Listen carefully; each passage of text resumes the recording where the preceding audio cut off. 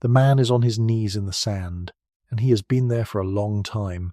It is 1933, in a stretch of stone plateau in southeastern Algeria called the Tassili Niger, a place so remote that the nearest well is a 2-day camel ride away. His name is Charles Brenans, and he is not looking for anything in particular. He is a French army officer, out here because the desert is quiet and the war behind him was not. He notices the shape on the rock almost by accident, a curve that does not belong to weathering, a line too deliberate to be wind and grit. He brushes away the fine red dust with the flat of his hand. Underneath, painted in ochre that has somehow survived thousands of years of sun, is a herd of cattle, not a single animal. A herd, long-horned, dappled, walking in a loose line across the rock face as if driven by someone just out of frame. Beside them, smaller figures, human figures, walking with them, not hunting them. He sits back on his heels. The nearest living cattle are hundreds of miles away, past dunes that kill men who misjudge them by a single day's water. There is no grass here. There is no green for as far as the eye can carry. Only the flat glare of stone and the heat that makes the horizon shiver like something remembered rather than seen. And yet here, on this wall, someone painted cows. Not one, not two. Herds of them, tended, loved, drawn with the unhurried patience of a person who watched them every day of their life. He does not know it yet, kneeling there with dust on his knuckles, but he has found the edge of something enormous. Over the following decades, explorers and archaeologists will return to this plateau and to others like it, scattered across a desert the size of the continental United States, and they will find thousands more images. Giraffes, elephants, hippos wallowing in painted rivers, swimmers, arms outstretched mid-stroke, in a place where today there is not enough water to fill a cup. The Sahara, the driest, hottest, most lifeless expanse on the surface of the earth, was once something else entirely, and the people who lived there when it was something else left a record of it, painted patiently onto stone, waiting through 10,000 years of silence for someone to kneel down and brush away the dust. You know the Sahara the way most people know it. Sand to every horizon. Dunes that move like slow amber waves, reshaped nightly by wind.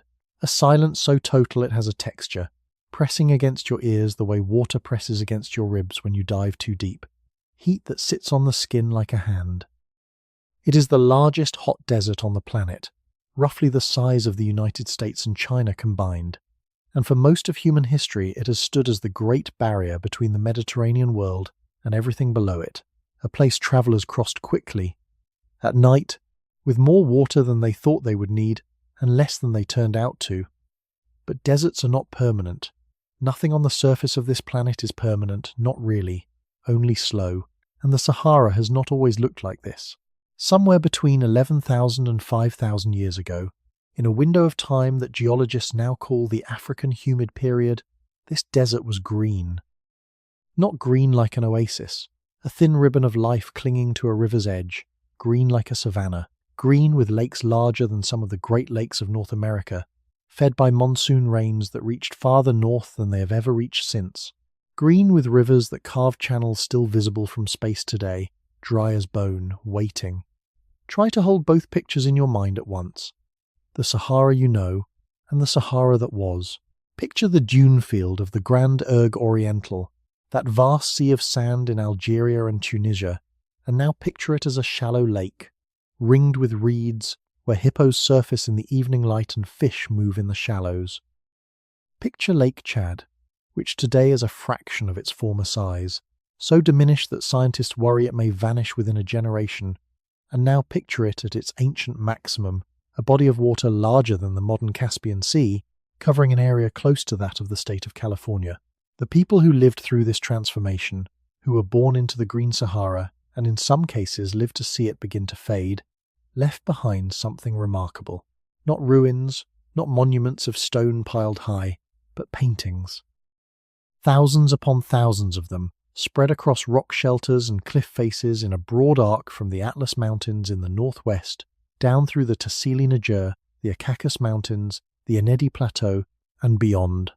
They painted their cattle, they painted their families, they painted swimming, dancing, hunting, and the animals that shared their world, animals that today live only far to the south, in the savannas of Kenya and Tanzania. This is the story of that vanished world, and of the people who watched it change beneath their feet, slowly enough that no single lifetime saw it happen all at once, but surely enough that within a handful of centuries, the paradise their grandparents had known became the desert we know now.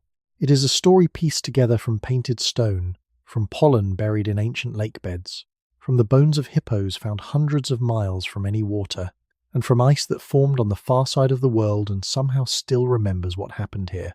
Let yourself settle in. There is no need to hold on to any of this too tightly tonight.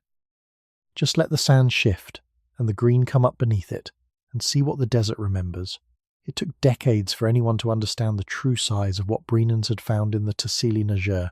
A single painted rock shelter is one thing, a desert full of them is another matter entirely, and the Tassili, once surveyed properly, turned out to hold not dozens of painted sites but thousands.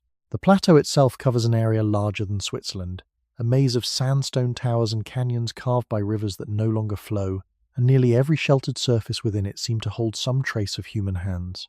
The French ethnologist Henri Lotte led the first major expedition into the heart of the plateau in 1956, spending 16 months camped among the rock formations with a small team of artists whose job was simply to copy what they saw before wind and sun erased it further. They came back with over 800 tracings. It was, at the time, one of the largest bodies of rock art ever documented from a single region on Earth, and Lotte himself believed they had barely scratched the surface of what was there. He was right. Later surveys, using more systematic methods, pushed the count of painted and engraved panels in the Tassili alone past 15,000, and the Tassili is only one range among several. Head southeast into Libya, and you reach the Acacus Mountains, another sandstone massif riddled with shelters where archaeologists have catalogued thousands more images spanning a period of well over 10,000 years. Head further south into Chad, and you find the Enedi Plateau, a landscape of natural stone arches and canyons that UNESCO now protects, its walls carrying their own vast gallery of painted cattle, giraffes, and human figures caught mid-dance. Picture the geography for a moment, the way you might trace a hand slowly across a map in a dim room. A crescent of stone highlands running along the central spine of the Sahara, from Morocco's Atlas Ranges in the northwest, through the Tassili and the Hoggar in Algeria, into the Acacus and the mountains of Libya's southwest, down into Chad's Enedi and the Jado Plateau of Niger, and further still into the Nubian sandstone of Sudan and Egypt's western desert. Every one of these highland pockets, it turns out, holds its own concentration of ancient art, as if the whole crescent had once been a single inhabited region, its communities linked loosely by shared rivers and shared rain. The sheer volume is difficult to hold in the mind all at once, and there is no need to try. It is enough to know that this is not a handful of paintings in a handful of caves. It is a continuous record, imperfect and scattered but genuinely continuous, stretching across roughly 4,000 miles of what is now the emptiest quarter of the planet. Somewhere between 1 and 2 million people are estimated to have lived across the Green Sahara at its population peak, spread thin across a landscape of lakes and grassland roughly the size of the continental United States. What makes the scale even stranger to sit with is the timing. The paintings are not all from one era. Archaeologists have learned to read them in layers, the way you might read rings inside a tree, and those layers span what is now called the Roundhead Period, beginning perhaps 12,000 years ago, moving into the Bovidian or Pastoral period that gives us most of the cattle imagery, and finally into later horse and camel periods that mark the desert's slow return. Each layer overlaps the one before it on the same rock, painted generations apart, sometimes centuries apart, by people who may never have known each other but who chose, again and again, the very same shaded overhangs to leave their mark. Think about what that means. A grandmother paints a giraffe on a cliff wall in the Tassili. 400 years later, long after her name and her language and even her people have been forgotten, someone else climbs to that same overhang, perhaps drawn there by the same natural shade, the same flat rock face, the same view down into a valley that in her time held a lake and in his time still might have. And he paints his own cattle beside her giraffe, not erasing it, simply adding to it, the two images sharing the same stone without ever sharing the same century. the rock shelters themselves explain part of the choice. In a landscape without permanent architecture, without walls of mud brick or timber, the overhangs of the Tassili and the Acacus offered something valuable beyond decoration. Shade at midday, when the sun made the open ground unbearable, shelter from the rare but violent storms that swept the highlands, a flat vertical canvas protected from direct rain that could hold pigment for centuries if the conditions were right, and in this dry climate, the conditions were almost always right. Consider the practical labour behind even one image. The pigments were mineral, ground from ochre and hematite for the reds and browns, from manganese and charcoal for the blacks, from white clays for highlights. Someone had to know where to find these minerals, sometimes miles from the painting site, and how to grind them fine enough to bind with fat or plant gum into a paint that would hold. Someone had to build or find a brush, sometimes a frayed twig, sometimes a tuft of fur bound to a stick. None of this was accidental. None of this was idle. It was a practiced craft, passed down the way any craft is passed down, from an older hand to a younger one, watching. There is a particular site in the Tassili called Sefar, a vast natural amphitheatre of eroded sandstone towers that the Tuareg who guide travellers there still sometimes call a city of stone. Within its maze of corridors and chambers, painted panels appear at nearly every turn, some of them enormous. Life-sized human figures with elaborate headdresses standing shoulder to shoulder with herds of cattle rendered in careful, individual detail. No two animals quite alike, each with its own pattern of spots, its own particular curve of horn. Lote and his team, camped there through the brutal heat of a Saharan summer, described the sensation of walking through Sefar as something closer to entering an abandoned town than visiting a gallery. The rock itself seemed to hold memory. Corridors opened onto small painted chambers that felt, in the hush of midday, less like archaeological sites and more like rooms someone had only just stepped out of, the way a house feels when its owner has gone to fetch water and will be back any moment. Further evidence of scale comes from beneath the sand rather than on top of it. Satellite radar imaging, developed originally for other purposes, has been turned on the Sahara in recent decades and has revealed something the human eye alone could never have found.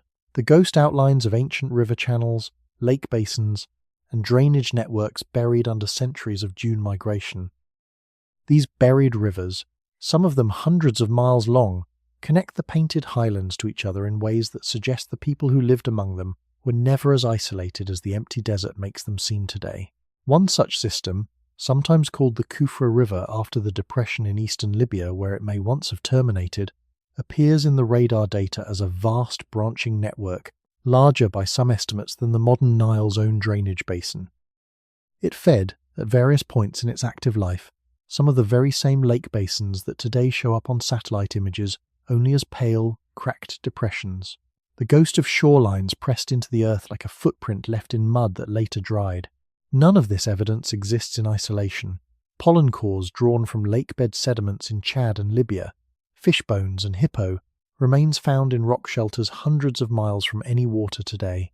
Stone harpoon points, designed for spearing large fish, discovered scattered across dune fields that have not held standing water in 5,000 years. Each discovery on its own might be dismissed as an anomaly. Together, layered against each other the way the paintings themselves are layered against each other, they describe something too large and too consistent to be anything but real.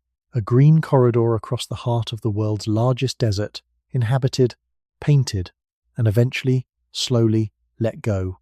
It helps, lying here in the dark, to picture the crescent of highlands as it might have looked from above during its wettest centuries. Not sand to every horizon, but a patchwork instead. Grassland rolling out from the base of each stone massif. Lakes catching the last colour of a setting sun. Threads of river connecting one basin to the next, and along their banks, the quiet, scattered fires of people who had no way of knowing that the paintings they left behind, made simply to record a life they assumed would continue exactly as it was, would become the only voice left to speak for a world otherwise erased entirely by sand. That is the scale of it. Not a single wall, not a single valley, but a crescent of stone stretching thousands of miles, painted over thousands of years, by people who never knew how large their shared story would turn out to be, or how long the desert would eventually keep it quiet before giving it back. To understand how a desert becomes a paradise, you have to stop thinking about the ground for a moment and look up instead, past the clouds, past the atmosphere, out to the slow mechanics of the Earth itself as it moves through space. The Sahara did not turn green because of anything that happened on its own surface. It turned green because of a wobble, a barely perceptible tilt in the way the planet leans toward the sun, repeating on a cycle so long that no human civilization has ever lived through more than a fraction of it. Earth's axis does not point in a perfectly fixed direction. It wobbles slowly, like a spinning top losing momentum, tracing a slow circle over a period of roughly 21,000 years. This is called precession, and it changes, very gradually, the relationship between the seasons and the planet's distance from the sun. At certain points in that cycle, the northern hemisphere's summer occurs when the Earth is closer to the sun than average. At other points, it occurs when the Earth is farther away. The difference sounds small, its effects are not. Around 11,000 years ago, the wobble reached a configuration that intensified northern hemisphere summers, delivering more solar energy to the land during the warm months than the region receives today. That extra heat did something specific and measurable. It strengthened the West African monsoon, the seasonal system of moist air that rises off the tropical Atlantic and the Gulf of Guinea and sweeps northward each summer, carrying rain. Today, that monsoon rain reaches only as far as the Sahel, the narrow band of semi-arid grassland that separates the Sahara from the tropical forests further south. But with the added push of a stronger seasonal heat gradient, the ancient monsoon reached much, much farther. Climate scientists, using models built from ice cores, lake sediments, and marine records, estimate that rainfall during the wettest centuries of this period may have extended rain systems 500 miles or more north of where they reach now, deep into territory that today receives less than an inch of rain in an entire year. Try to feel the difference in your body for a moment, the way someone standing in that ancient landscape might have felt it without ever knowing why it was happening. A summer sky, heavier than it should be, thick with moisture carried up from a warm ocean 2,000 miles to the south, clouds building through the afternoon the way they do before a real storm, not the thin haze that passes for weather in the desert now, and then rain, real rain, falling in sheets onto ground that had, in the driest stretches of the cycle before, forgotten what rain even was. This was not a single wet year, a lucky season. It was a sustained shift lasting several thousand years, long enough for the entire regional ecosystem to remake itself from the ground up. Grasses that require reliable seasonal moisture took root across what is now bare rock and dune. Trees followed, first scattered, then in gallery forests along the growing rivers. Lakes filled in basins that had sat dry and cracked for millennia, some of them filling so completely that they connected to each other, forming vast interlinked wetlands, where today there is nothing but the pale ghost scar of a shoreline visible only from orbit. The scientific record of this transformation comes from an unlikely source: mud at the bottom of the ocean. Sediment cores drawn from the floor of the Atlantic, off the coast of West Africa, contain layers of wind-blown Saharan dust that thin dramatically during the humid period and thicken again as the desert returns. Dust is a proxy for aridity. Less dust blowing off the continent means more vegetation holding the soil in place, which means, unmistakably, a greener Sahara. The cores show this greening beginning abruptly, within the span of a few centuries, as the monsoon strengthened, and the world above the mud, the world the paintings would eventually record, transformed along with it. Lake sediments tell an even more intimate version of the same story. In the basin that once held Lake Chad at its ancient maximum, and in smaller basins scattered across Libya, Algeria and Sudan, cores drilled down through the dry lake bed reveal alternating layers, dark organic muds, rich with the pollen of aquatic plants and the shells of freshwater snails, interleaved with pale, wind-blown sand from drier interludes. Reading these cores is a little like reading tree rings, each layer a chapter in a story written in mud rather than wood, and the chapters, laid end to end, describe a landscape breathing in and out of wetness across thousands of years. There is a particular kind of wonder in learning that a wobble in the planet's axis, a motion too slow and too small for any single lifetime to notice, was the quiet engine behind an entire vanished world. The people who lived through the Green Sahara never knew about orbital precession. They had no way to measure the tilt of the Earth or the strength of a monsoon 2,000 miles to their south. All they knew was rain and grass and the herds that grass could feed, and none of it would have felt like the product of some vast celestial mechanism. It would simply have felt like the way the world was, but the same slow wobble that opened the door would, eventually, close it again. Precession is cyclical. The configuration that intensified Northern Hemisphere summers and pulled the monsoon northward was never permanent, only a phase, and the Earth's axis continued its patient circle, drawing the seasons gradually back toward the balance that exists today. The change was never sudden in human terms. It unfolded across centuries, sometimes with pauses, sometimes with brief reversals that must have felt, to the people living through them, like temporary droughts rather than the first notes of a much longer ending. Modern climate models can now simulate this transition with striking precision, treating the whole system as something closer to a dimmer switch than a light switch. As the monsoon's reach began to retreat southward, the northern edges of the Green Sahara would have felt it first, the outermost grasslands drying a season earlier each decade, the rains arriving a little later, ending a little sooner, until eventually they simply stopped arriving at certain latitudes altogether. Communities living at those edges would have watched their world change, not all at once, but in increments too small to name, the way a person watching a loved one age barely notices the change from one visit to the next. There is something almost tender in imagining this slowness. A shift measured across centuries means that no single person ever saw the paradise become the desert. Grandparents told their grandchildren about rains that came a little more reliably in their own youth. Herders may have shifted grazing routes a little farther south each generation, following the retreating grass without ever quite naming what they were following it from. The transformation that looks from the distance of 10,000 years like a dramatic collapse was lived, on the ground, as a long, uneven fading, and there is a particular kind of grace in that. No one had to watch the whole of it happen in a single lifetime. It is worth pausing here on the strangeness of the mechanism itself. A wobble in a spinning planet, repeating over 21,000 years, has done this before, and it will do it again.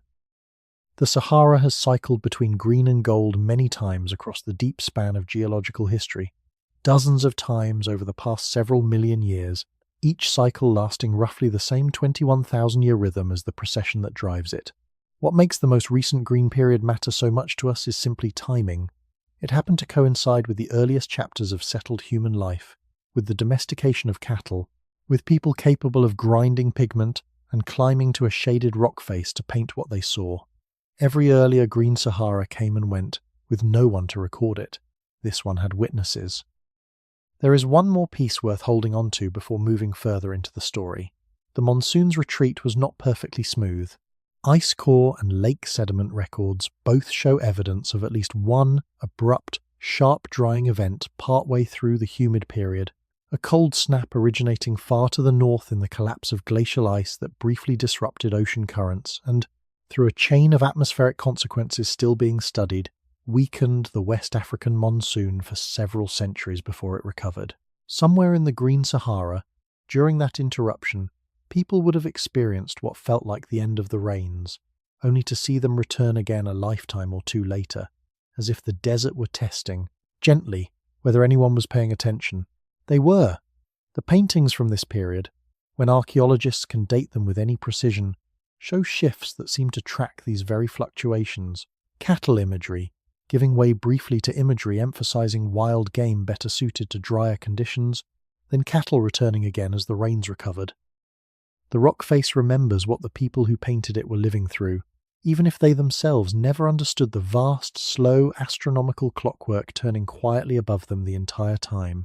So this is where the paradise came from.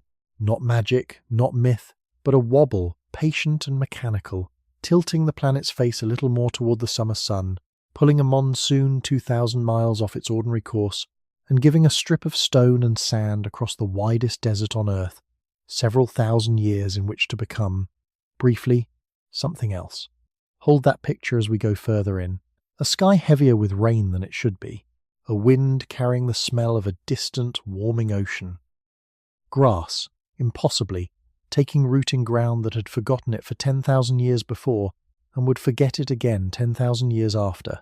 There is a lake bed in northern Chad, flat and pale and cracked into a mosaic of hard clay plates that stretches to the horizon in every direction with nothing on it but wind.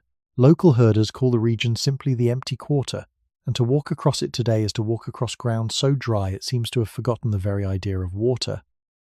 And yet if you know where to dig, a few feet down, the clay changes colour, darkens, softens, and if you know what you are looking for, you begin to find them. The shells of freshwater snails, the bones of catfish, the delicate calcified remains of aquatic plants that have not grown in this basin for 5,000 years.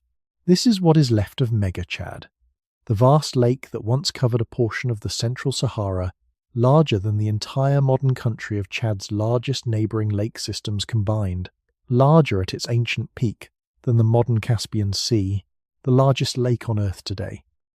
Shoreline terraces, cut into the surrounding hills by the patient lapping of ancient waves, are still visible from the ground and unmistakable from satellite images, rings of high water, marking a lake that rose and fell across the humid period like a great slow breathing. Mega-Chad was not alone. Across the Sahara, wherever a basin existed to catch the strengthened monsoon rains, lakes formed, some of them enormous, some more modest but still far larger than anything the region holds today. Lake Megafezan, in what is now the driest part of southwestern Libya, is estimated to have covered thousands of square miles at its maximum, its waters lapping at the base of the very same Acacus mountains, whose walls are covered in painted swimmers. The two facts sit together with an obviousness that still manages to feel astonishing. There is a lake painted onto a cliff because there was, once, actually a lake at the foot of that cliff. Rivers connected these lakes to each other and to the wider world beyond the desert's edge. Radar imaging conducted from orbiting satellites, capable of penetrating a shallow layer of dry sand to reveal the buried contours beneath, has traced the outlines of river systems that once threaded through the Sahara like veins through a hand. One such system, sometimes called the Irhaha River, ran from the Hogga Highlands in southern Algeria northward across what is now the heart of the Sahara, eventually reaching the Mediterranean coast. Another, further east, drained the Tibesti Massif southward into the Mega-Chad basin. The scale of the largest of these buried systems is difficult to hold in the mind. A wide channel, sometimes called the Kufra River after the depression in eastern Libya it may have fed, appears in radar surveys as a drainage network larger in its total catchment than the modern Nile.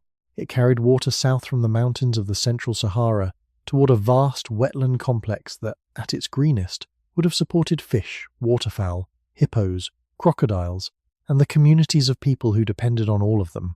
Picture standing at the edge of one of these rivers on an ordinary evening, in a season when the world still worked the way it always had. The water is the colour of strong tea, carrying sediment down from highlands 2 or 3 days' walk to the north.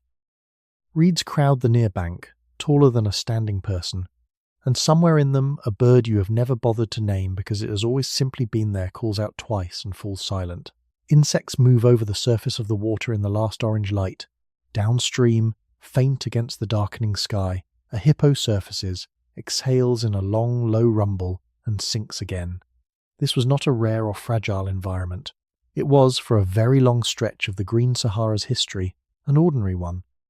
Fish bones recovered from archaeological sites across the region, from the Tassili to sites deep in what is now Sudan's western desert, include species that today live only in the Nile and in rivers far to the south, evidence that these ancient waterways were genuinely connected, part of a single continuous hydrological system rather than isolated puddles clinging to survival.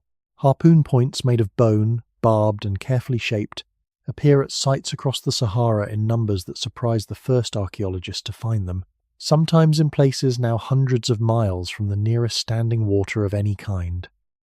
These are specialized tools, built for a specific purpose, spearing large fish, particularly Nile perch and catfish, from the banks of a river or the shallows of a lake. Their presence, scattered across what is now some of the most water-starved terrain on the planet, is as clear a signature of the vanished rivers as any satellite image could provide. The people who lived along these waterways are sometimes referred to by archaeologists, a little clinically, as the Aqualithic culture, a loose and widespread network of fishing and hunting communities that occupied the Green Sahara's wetlands for thousands of years before cattle herding became widespread. They built their lives around water in a way that is almost difficult to imagine standing in the desert today. Settlements clustered along lake shores and riverbanks, diets built around fish and waterfowl and hippo meat, tools designed specifically for a wet world rather than a dry one. Consider what it would have meant to grow up beside one of these rivers, to learn to read its moods the way a farmer elsewhere learns to read soil or sky. The seasonal rise, predictable enough to plan around, bringing fish upstream in numbers that made a season's harpooning enough to see a family through leaner months. The particular hush of the reed beds at dawn, before the day's heat set the insects moving. The weight of a good catch, and the specific, practiced motion of cleaning it on a flat stone, worn smooth by every hand that had used it before yours. Some of these lakes and rivers did not simply dry up gradually and evenly. Evidence suggests that certain basins, megachad prominent among them, underwent oscillations, filling and partially retreating multiple times across the humid period, as monsoon strength waxed and waned on shorter cycles nested inside the longer precession cycle. A community living on the shore of such a lake might have experienced, within a handful of generations, a slow retreat of the water followed by its return, a rhythm that would have felt less like an ending and more like the tide, something the land simply did from time to time, trusted to come back because it always had before. The buried river channels also explain something that puzzled early archaeologists working in the region. How did cultural styles, tool types, and even genetic markers spread so consistently across such an enormous and, today, forbidding stretch of terrain? The rivers were the answer. They were not barriers, they were paths. A community near the headwaters of the Ihaha system was not isolated from a community 600 miles downstream. They were connected, the way villages along any real river are connected, by water that carried boats, ideas, marriages, and news. There is something worth sitting with in the fact that these rivers are not entirely gone, only sleeping. Their channels remain, carved into bedrock deep enough that 10,000 years of wind-blown sand has not erased them, only covered them. In places, deep wells drilled into the Sahara today strike vast reservoirs of fossil water, ancient groundwater trapped in sandstone aquifers, some of it dating back to the very humid period this story is describing, water that fell as rain on grassland thousands of years ago and has been sitting quietly underground ever since, waiting in the dark the way the paintings waited in the light. The Nubian sandstone aquifer system, spanning parts of Libya, Egypt, Sudan, and Chad, is one of the largest known reservoirs of fossil groundwater on Earth, holding an estimated volume of water that dwarfs the entire modern Nile's yearly flow, multiplied many times over. It is not being replenished. The rain that filled it fell during the humid period and has not been matched since. Every drop pumped from it today is, in a very real sense, ancient rain, the last physical remnant of the Green Sahara, still moving slowly through stone laid down when the desert was, however briefly, a paradise. So when you picture the rivers now, picture them in two layers at once, the way the rock art itself exists in layers, one painted over another across centuries. Above, the dry sand and cracked clay of the modern Sahara, silent and empty under a punishing sun. Below, unseen but not entirely gone, the ghost of a river system large enough to rival the Nile, its water either evaporated into memory or resting still in the deep sandstone dark, patient, the way everything in this story turns out to be patient, waiting across a span of time too long for any single life to measure. Among the thousands of images scattered across the painted highlands of the Sahara, some of the strangest are also the most ordinary, in the sense that whoever painted them clearly thought nothing of what they were recording. A giraffe, its long neck arched to browse a treetop, appears again and again across the Tassili and the Acacus, rendered with enough anatomical familiarity that the artist must have watched real giraffes many times, must have known the particular way they fold their front legs to drink, the particular pattern of their coats. Elephants appear too, life-sized in some panels, their trunks and ears drawn with a specificity that leaves little room for doubt about what the artist intended. Hippos, wallowing in what were clearly meant to be depicted as rivers or lakes, their bulk suggested with a few confident curved lines. Crocodiles, low and long along painted riverbanks. Ostriches, running in the particular loping stride that only ostriches have. Antelope of several distinct species, rendered with enough difference between them that modern zoologists can sometimes identify which species was intended just from the shape of the horns. None of these animals live in the Sahara today. Not one. To find wild giraffes now, you would need to travel south, well past the Sahel, into the savannas of Chad's far south, of Niger, of East Africa, a journey of well over 1,000 miles from the rock shelters where their images were painted. Elephants require similar distances, similar journeys into landscapes utterly unlike the desert that surrounds the paintings today. Hippos need permanent, substantial bodies of water, something the modern Sahara, outside of the Nile itself, simply does not offer. This mismatch between what is painted and what exists is one of the most direct pieces of evidence for the Green Sahara's reality, and it is worth pausing on how strange it must have felt to the first researchers who noticed it. Here was an entire menagerie of savanna and wetland wildlife, painted with obvious familiarity, in the middle of what was, by the time anyone found the paintings, one of the most hostile environments for large mammalian life anywhere on the planet. The paintings were not depicting a fantasy or a myth, they were depicting the artist's own backyard. Archaeological digs at rock shelter sites have confirmed the paintings with something even more concrete than images: bones. Excavations at sites across the Tassili, the Acacus, and further south have turned up the actual skeletal remains of hippos, of large fish, of antelope species that today range only far to the south. These are not fossils from some ancient geological era, laid down millions of years before humans existed. They are recent, in geological terms remarkably recent, dating to within the same few thousand years as the paintings themselves, deposited by the very people who left the images on the rock above. Consider what it would have meant to share a landscape with elephants. Not distant, exotic creatures glimpsed once in a lifetime, but a genuine part of the visible world, moving through the same grasslands where cattle grazed, drinking from the same rivers where fish were speared, their tracks, a familiar sight along the muddy margins of a lake at dawn. A child growing up in the Green Sahara might have learned to recognize an elephant's call from a great distance, the same way a child anywhere else learns to recognize the specific call of a common local bird. Simply background noise in the texture of an ordinary day. There is a particular kind of intimacy in some of the animal paintings that goes beyond simple documentation. Certain panels show what appear to be individual giraffes rendered with distinguishing features, as if the artist were depicting a specific animal rather than the species in general, the way a person today might sketch a beloved pet rather than a generic dog. Other panels show animals in apparent interaction with humans that goes beyond hunting, scenes that some researchers interpret as evidence of early taming, or at least close, sustained observation, animals watched not from the tense distance of predator and prey, but from something closer to familiarity. But threaded through this rich catalogue of wildlife, if you look closely at how the imagery shifts across different painted layers, there is the first quiet suggestion of something changing. In the oldest layers of art, the so-called Roundhead period, human figures are often shown alone or engaged in what appear to be ritual or spiritual scenes, sometimes alongside wild game hunted rather than herded. As the paintings move into the later Bovidian or pastoral period, cattle begin to dominate, appearing in greater and greater numbers relative to wild animals, the herds growing larger and more central to the compositions with each passing century that the layers represent. This shift, cattle slowly crowding out wild game in the visual record, mirrors something archaeologists have found in the bones themselves. Early sites show a broad mix of wild species in the food remains, fish and hippo and antelope and wild cattle taken opportunistically. Later sites show an increasing dominance of domesticated cattle bones, with wild species becoming a smaller and smaller share of the total.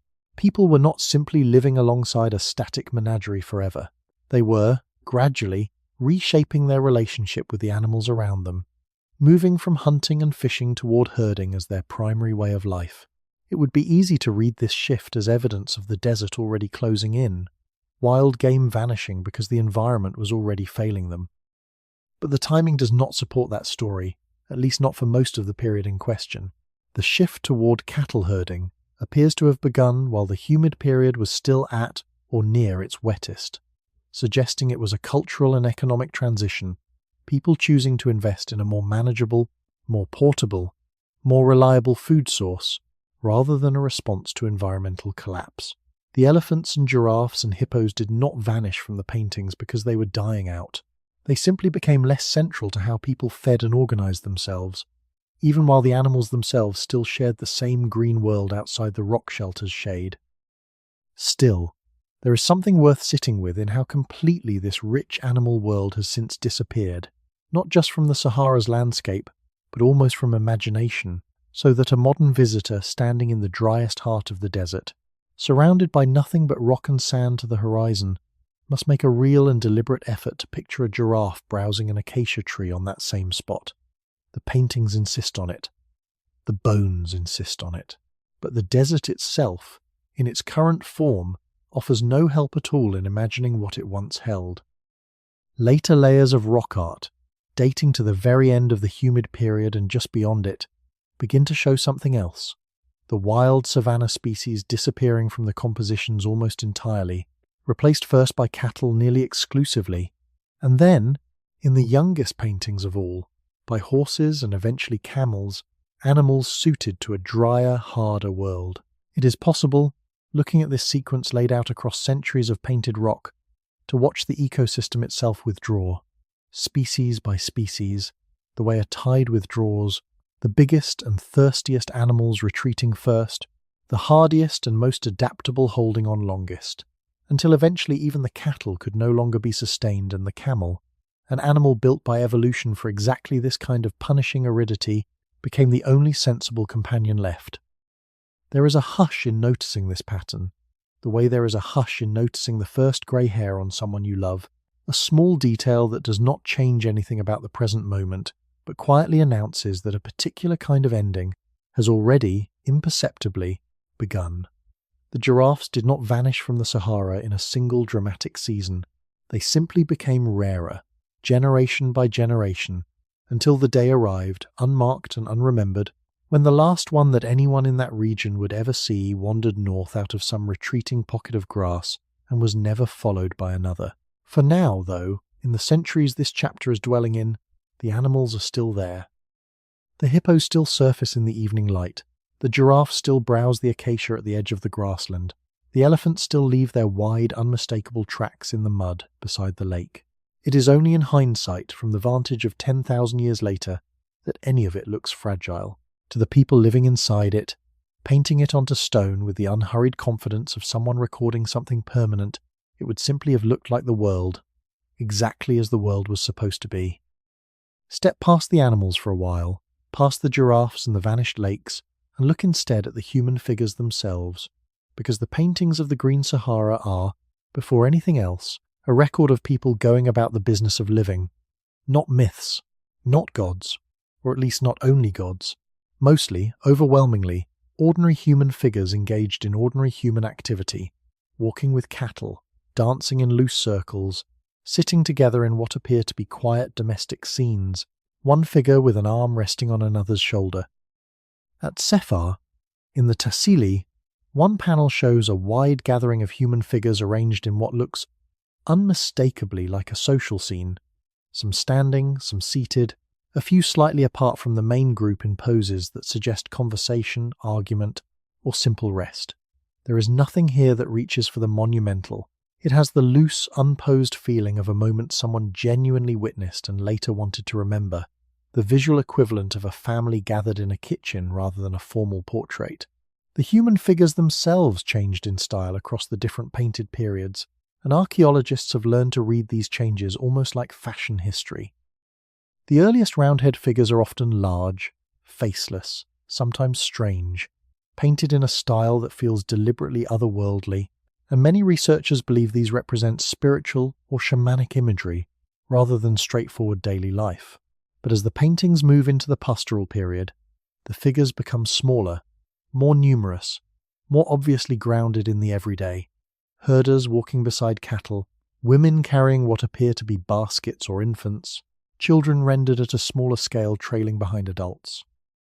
Hairstyles appear in careful, almost fussy detail in many of these later panels, braided in patterns that some researchers have compared to hairstyles still practiced by certain communities in the Sahel and East Africa today, a thread of cultural continuity stretched impossibly thin, but perhaps not entirely broken across the intervening millennia. Body paint and scarification patterns are suggested with fine lines across the torsos and limbs of many figures, evidence of a visual culture concerned with personal adornment, identity, and perhaps status. Consider what a household in the Green Sahara's pastoral heyday might actually have looked like on an ordinary evening. Not a village of permanent stone buildings, but something lighter, more mobile, built around the rhythm of moving cattle to fresh grazing as the seasons required. Shelters of hide and branch, easily raised and easily struck.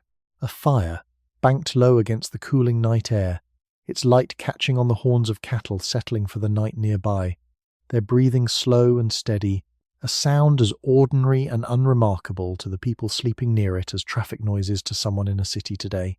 Cattle were, by the height of the pastoral period, not simply food on the hoof.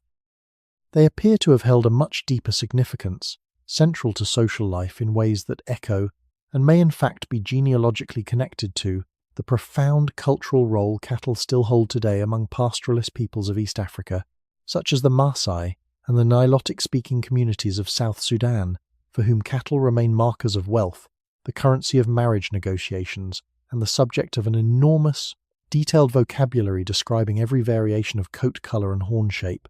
The rock art suggests something similar existed in the Green Sahara. Individual cattle in many paintings are rendered with careful, specific attention to coat pattern, a level of detail that goes well beyond what would be necessary simply to identify the animal as a cow. Some researchers believe this reflects exactly the kind of individual, named animal relationship still practiced by East African pastoralists, where a particular animal's markings are known and celebrated the way a person's face is known and celebrated, each one distinct within the herd, each one carrying its own small story. Daily labour would have followed the rhythm of the herd and the season, mornings spent moving cattle out to graze while the grass still held the night's moisture, midday retreat into whatever shade a rock overhang or a scattering of trees could offer, waiting out the worst of the heat the way people across the region still do today.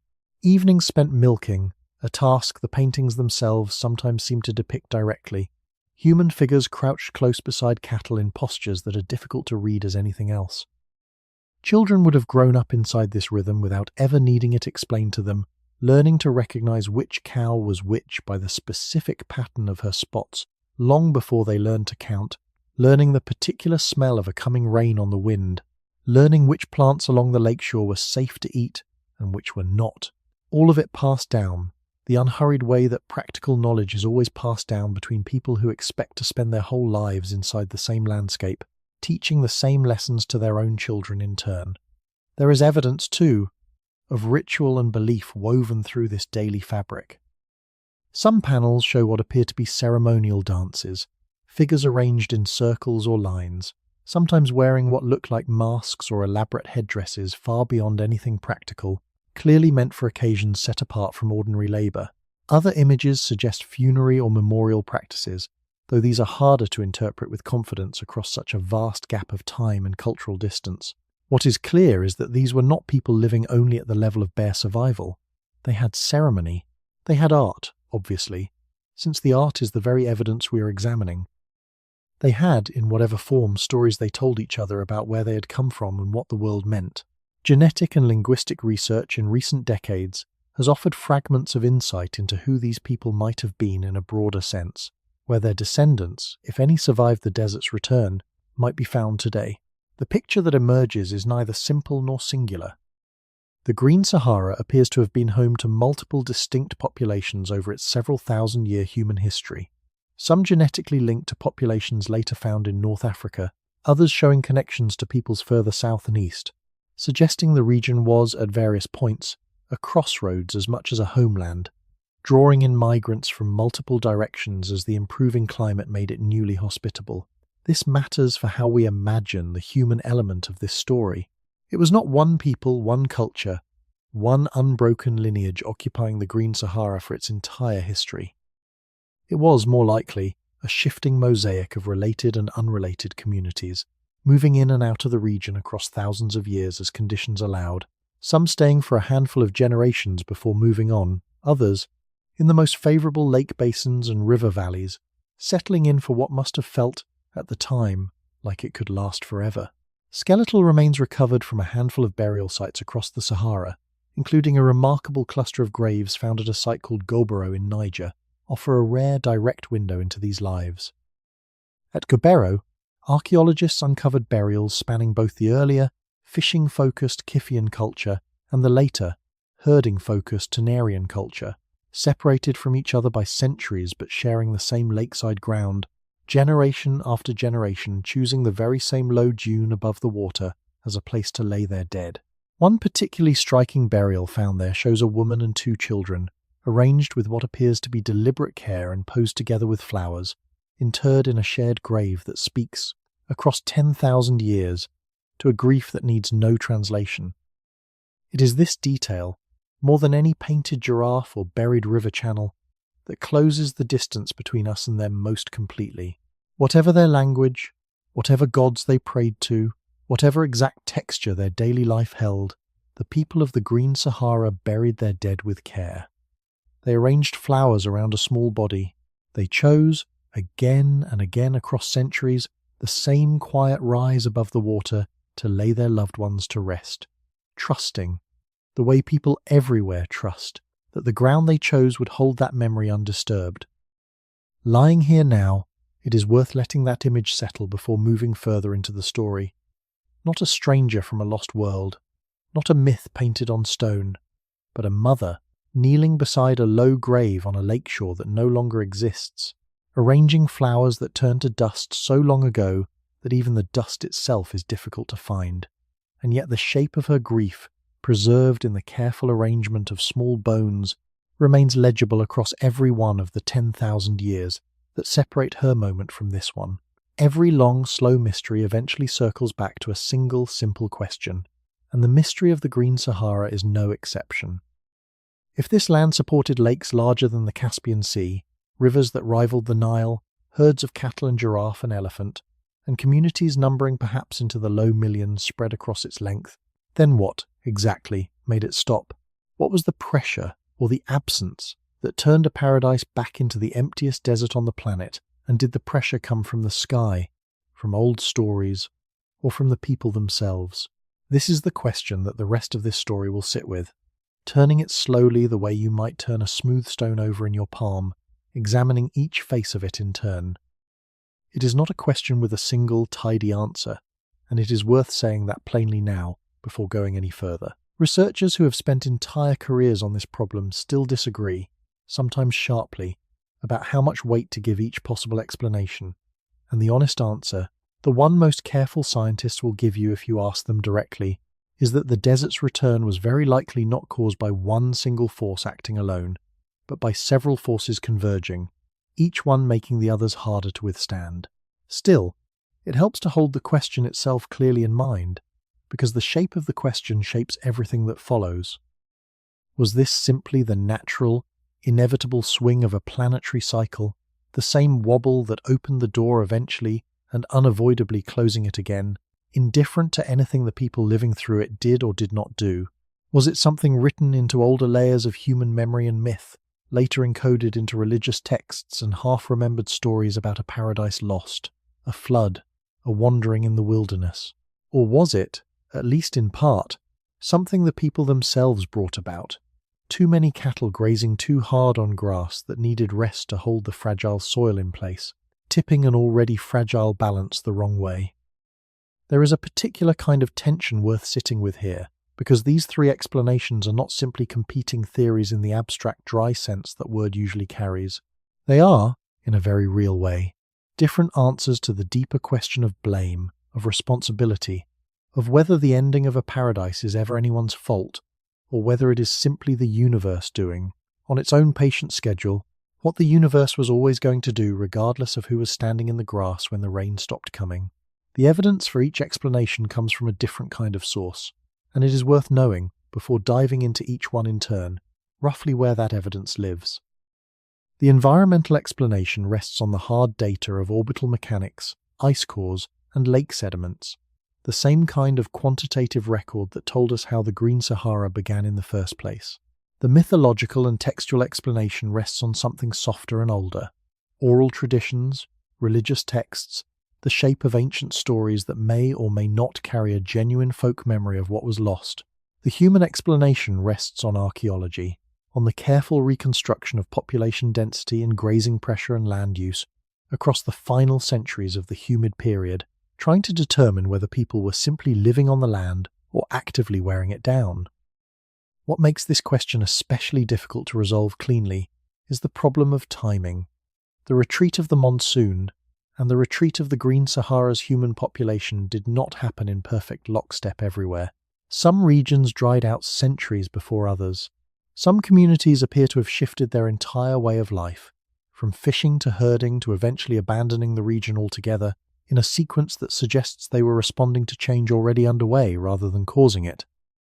Other evidence, particularly around some of the most intensively grazed lake margins, suggests at least localized degradation that may have outpaced the broader climate trend, communities perhaps hastening, in certain specific places, an ending that was already approaching regardless.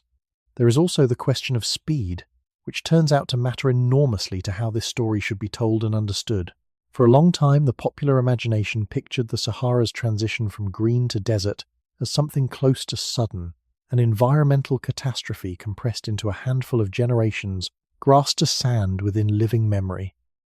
More recent, more detailed research complicates that picture considerably, suggesting the true timeline was longer and more uneven than the dramatic version allows, stretching across 1,000 years or more in most regions, even as certain specific locations, certain lakes and certain grazing grounds, may genuinely have crossed a tipping point far more abruptly, a slow fade in most places punctuated by sharper, harder collapses in others. It is worth pausing on why this distinction matters so much. A slow 1,000-year fade is a very different kind of story than a sudden collapse, and it asks something different of the people who lived through it. A sudden collapse is a disaster, something to survive, something with a clear before and after. A slow fade is something else entirely, closer to aging, closer to the way a language slowly loses fluent speakers over generations until one day the last person who dreamed in it dies, with no single dramatic moment anyone could point to and say, "Here, this is where it ended." The paintings themselves, read carefully across their different layers and periods, seem to support the slower, more uneven picture, more than the sudden one. If the desert had returned all at once, in a single dramatic environmental collapse, you would expect the art to simply stop, cattle herding scenes giving way abruptly to nothing, an artistic silence marking a catastrophe. Instead, the record shows a long, gradual shift, wild game slowly giving way to cattle, cattle slowly giving way to horses, horses eventually giving way to camels, each transition unfolding across centuries rather than years, each one representing not a single crisis, but an accumulating generational adjustment to a world that was changing slightly faster than it was staying the same. And yet slowness does not mean the loss was any less total in the end. However long it took, however gently it arrived, the outcome was the same. Lakes larger than modern nations reduced to cracked clay flats. Rivers that once rivaled the Nile reduced to buried channels visible only from orbit. Giraffe and elephant and hippo pushed 1,000 miles south, out of a landscape their kind had occupied for thousands of years. And people, eventually, following the animals and the water, leaving behind the painted walls of the rock shelters where their ancestors had recorded a world that no longer existed to be recorded. What were they facing in the end?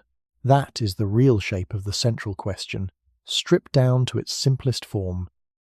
Not what caused the desert's return in some abstract scientific sense, but what it actually felt like, generation by generation, to watch the margins of your grazing land shrink a little further each year, to watch a familiar lake's shoreline retreat a little farther from where your grandmother remembered it, to make the quiet, difficult decision, made by countless unnamed people across countless unnamed generations, that the herd would need to move south this year, and then again the year after, and then again, until south had become the only direction left.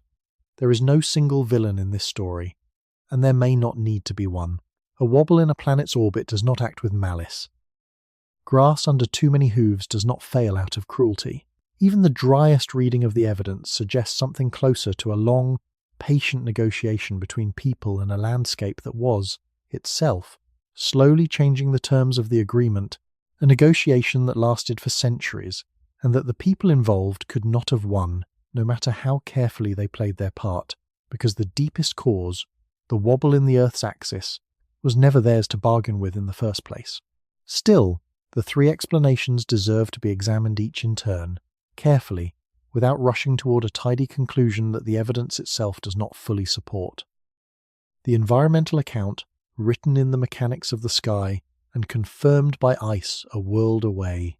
The mythological account, carried in stories that may stretch back further than anyone ever expected, folded into texts and traditions still recited today. And the human account, the hardest one to sit with, the one that asks whether the people who loved this land enough to paint every giraffe and every beloved cow onto stone may have also, without ever intending to, helped to use it up. Let the question rest here for a moment before we go further, the way a good question is allowed to rest before you turn it over into its next face. Somewhere in the drying grass at the edge of a shrinking lake, a family is deciding, without any drama, without any single moment of crisis, simply because the water is a little further away this year than it was the year before, that it is time to move the herd. They do not know they are living through the ending of a 10,000-year paradise. They only know the grass is thinner than their parents once described it, and that somewhere south there is said to still be rain. If you enjoy documentaries like this to fall asleep to, subscribe. I post a new mystery like this every week. The first theory is, in many ways, the simplest because it requires no villain, no failure of judgment, no lost golden age destroyed by anyone's hand. It says only this: the same slow mechanism that opened the door eventually, inevitably, closed it again, and nothing anyone did or did not do on the ground below could have changed that outcome by more than a few years at the margins. Return, for a moment, to the Wobble described earlier in this story, the 21,000-year cycle of axial precession that determines how directly the northern hemisphere summer faces the sun. That cycle did not stop simply because it had, for several thousand years, been kind to the Sahara. It continued turning, patient and mechanical, and as it turned, the intensified summer heating that had once pulled the West African monsoon 1,000 miles north of its modern position began, gradually, to weaken. Climate models that simulate this process describe something researchers sometimes call, with a kind of clinical gentleness, the monsoon's retreat, and the word retreat is well chosen, because the process resembles nothing so much as a tide pulling back from a shore, uneven, punctuated by small returns and false recoveries, but relentless in its overall direction.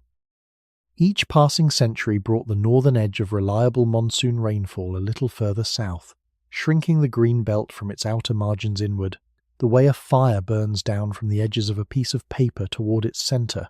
Ice cores drilled in Greenland, thousands of miles from the Sahara itself, carry an unexpected witness to this exact process. Dust trapped in the ice, blown across the Atlantic from the drying Sahara, increases in concentration through this period in a pattern that tracks closely with the models of monsoon retreat.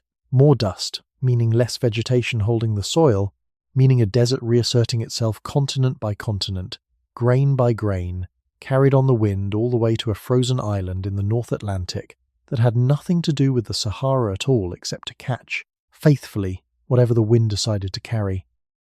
Marine sediment cores tell an even more direct version of the same story, this time drawn from the ocean floor just off the West African coast, where wind-blown Saharan dust has been settling and accumulating in careful, datable layers for tens of thousands of years. These cores show the dust thickening steadily through the final centuries of the humid period, a slow-motion return of aridity written in mud at the bottom of the sea, with a precision that no human observer standing on the drying land itself could ever have hoped to perceive within a single lifetime. What makes the orbital explanation so compelling to many researchers is its sheer consistency across deep time. The Sahara has cycled between green and gold not once but many dozens of times over the past several million years, each cycle keeping remarkably close to the same 21,000-year rhythm, on and off, long before any human being existed to notice, and long after, presumably, any human being will exist to notice again. This most recent green period was not a unique miracle interrupted by human failure. It was simply one repetition of a pattern the Earth has been running since long before there was anyone alive to call it a paradise or mourn its loss. There is, within this broadly mechanical explanation, room for genuine surprise and genuine drama, because the transition was not perfectly smooth even on the environmental account alone. Evidence increasingly suggests that certain regions, certain lake basins in particular may have crossed what climate scientists call a tipping point, a threshold beyond which a small additional decline in rainfall produces a disproportionately large, sometimes abrupt collapse in the surrounding ecosystem, vegetation loss accelerating, soil erosion reducing the land's ability to retain what moisture still fell, each piece of degradation making the next piece more likely and more severe. Modelling studies published in recent years have proposed that this kind of feedback loop, rather than a perfectly gradual, uniform drying, may explain why certain regions of the Sahara appear, in the sediment record, to have flipped from green to desert conditions within a span of centuries rather than millennia, a startlingly fast transition by geological standards even if it remained, by any single human lifetime standard, still a slow and largely invisible process. Consider what this means for the people living through it in the specific regions where such a tipping point occurred. Not the slow generational fade described in the broader picture, but something closer to a genuine crisis compressed into a handful of decades, a lake that a grandmother remembered as vast and reliable reduced, within her own grandchildren's lifetime, to a shrinking, unreliable puddle, the grazing land around it turning to dust, seemingly all at once, after holding steady for so many generations before. It is worth returning, here, to the idea introduced earlier in this story, that the Sahara's return to desert was likely not one single process, but several, layered on top of each other and interacting in ways that made the whole considerably harder to weather than any single factor alone might have been. The broad, slow orbital retreat set the underlying trend, inexorable and impossible to resist. But within that broad trend, sharper regional tipping points, triggered by the same underlying drying but accelerated by feedback loops in vegetation and soil, produced pockets of much faster, much harder collapse. Exactly the kind of collapse that a community living through it might reasonably have looked around at in confusion and grief, and searched for some other explanation, some other cause, because a change that fast rarely feels, from the inside, like the simple turning of a planetary cycle too vast and too slow to be perceived at all. This is part of what makes the orbital explanation, for all its scientific solidity, feel emotionally incomplete on its own. It explains the mechanism with real precision. It does not, and cannot, explain what it felt like, and it offers no answers to the questions that the people actually living through the transition would have been asking themselves in the moment. Why now? Why us? Why did the rain that our parents could count on stop arriving in the specific years of our own lives? Mechanism and meaning are different kinds of answers, and the Sahara's story, like most real stories, needed both. That need for meaning is, in the end, exactly what the next theory tries to address. Turning away from ice cores and sediment layers towards something older and stranger, the possibility that this vast environmental unwinding, invisible in its true scale to any single generation that lived through it, nonetheless left a mark, not just in stone and mud, but in story, passed down mouth to mouth across a gap of time so long that its origins were eventually forgotten, even as its shape was carefully, faithfully preserved. For now, though, let the mechanical picture settle, a wobble, tilting the planet's face away from the configuration that once favoured the Sahara. A monsoon, pulling back southward across centuries, sometimes gently, sometimes, in certain unlucky basins, all at once.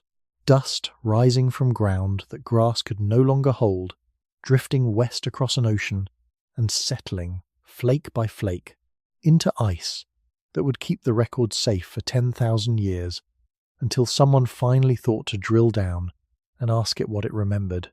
There is a particular kind of evidence that does not come from ice or sediment or bone, and it is harder to weigh with any scientific confidence, but it is difficult, once you learn of it, to set aside entirely. It is the possibility that the memory of the Green Sahara, or at least the memory of its loss, survived not in any physical record but in story, carried forward across generations by people who no longer understood what the story was originally describing, folded eventually into the sacred texts and oral traditions of the cultures that descended, however distantly, from the communities who once lived along its shrinking lakes. Ancient Egyptian religion offers one of the more suggestive threads in this direction. The Egyptians who built the civilization we know from the Nile Valley did not spring from nowhere. A significant body of archaeological and genetic evidence suggests that at least some of their cultural and ancestral roots reach back into the Sahara itself, into the pastoral communities of the Green Period who, as the desert closed in around them, migrated eastward toward the reliable, permanent water of the Nile, bringing with them cattle, cultural practices, and, quite possibly, half-remembered stories of the wetter world their own ancestors had left behind. Cattle held a place of profound religious significance in ancient Egyptian belief, embodied in deities such as Hathor, often depicted as a cow or a woman with cow's horns, and Bat, an earlier cattle goddess whose imagery predates the unification of Egypt itself.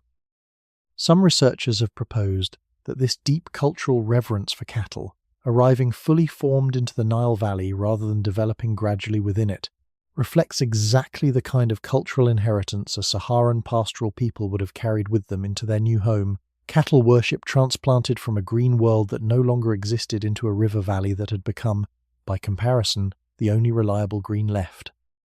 There is also the matter of Egyptian creation mythology's persistent, recurring imagery of waters receding to reveal habitable land, a motif that appears in multiple versions of Egyptian cosmology, describing the primeval mound of creation emerging from a boundless, receding flood.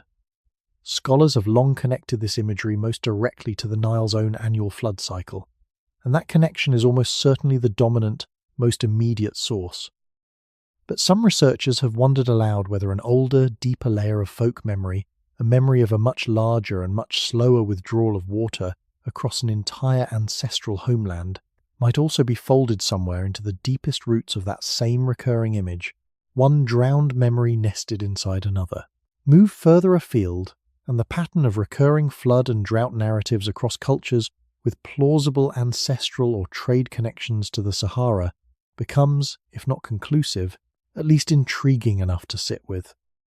Traditions among various Sahelian and West African peoples, some of whose ancestors are believed by linguists and geneticists to trace back into the drying Sahara, include stories of ancestral homelands lost to advancing sand, of great waters that once existed and then withdrew, of a golden age of abundant cattle and easy grazing that gave way, in the stories, to a harder, drier world their ancestors were forced to adapt to. It is important to be honest about the limits of this kind of evidence, and a careful storyteller has to hold that honesty alongside the wonder of it. Oral traditions change enormously across generations.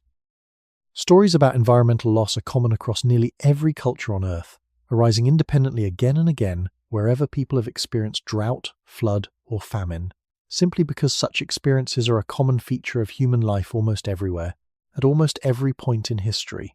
It would be far too simple, and almost certainly wrong, to claim that any specific myth definitively preserves a literal memory of the Green Sahara's loss 10,000 years later, passed down with any real fidelity across 400 generations. And yet there is a genuine, growing body of scholarship, cautious but serious, exploring what researchers sometimes call cultural memory of deep environmental change, examining whether certain very widespread, very ancient mythological motifs, floods that recede to reveal the world, golden ages of abundance followed by hardship and exile, might in some cases carry genuine, if heavily transformed, folk memory kernels reaching back further into prehistory than scholars once assumed possible. The Green Sahara, given both its scale and its timing, sitting right at the dawn of settled human life and organized oral tradition, is one of the most plausible candidates anywhere on Earth for exactly this kind of deep transformed memory.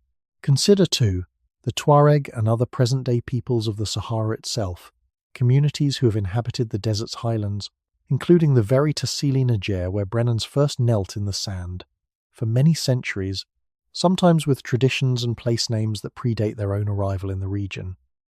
Some Tuareg oral traditions include references to the paintings themselves as the work of a vanished, sometimes explicitly non-human or semi-divine people, stories that acknowledge, in their own cultural framework, that the highlands were once inhabited very differently than they are now, even without any technical understanding of paleoclimatology behind that acknowledgement. There is something worth sitting with in the fact that the Tuareg guides who still lead travellers into the Tassili today often refer to the region's most spectacular rock art sites, places like Sefar, using language that treats them less as an archaeological curiosity and more as a place still, in some sense, inhabited, a courtesy extended to whoever once lived there, a quiet acknowledgement passed down across generations that this ground held people once, even if no living person can say for certain who they were or what became of them.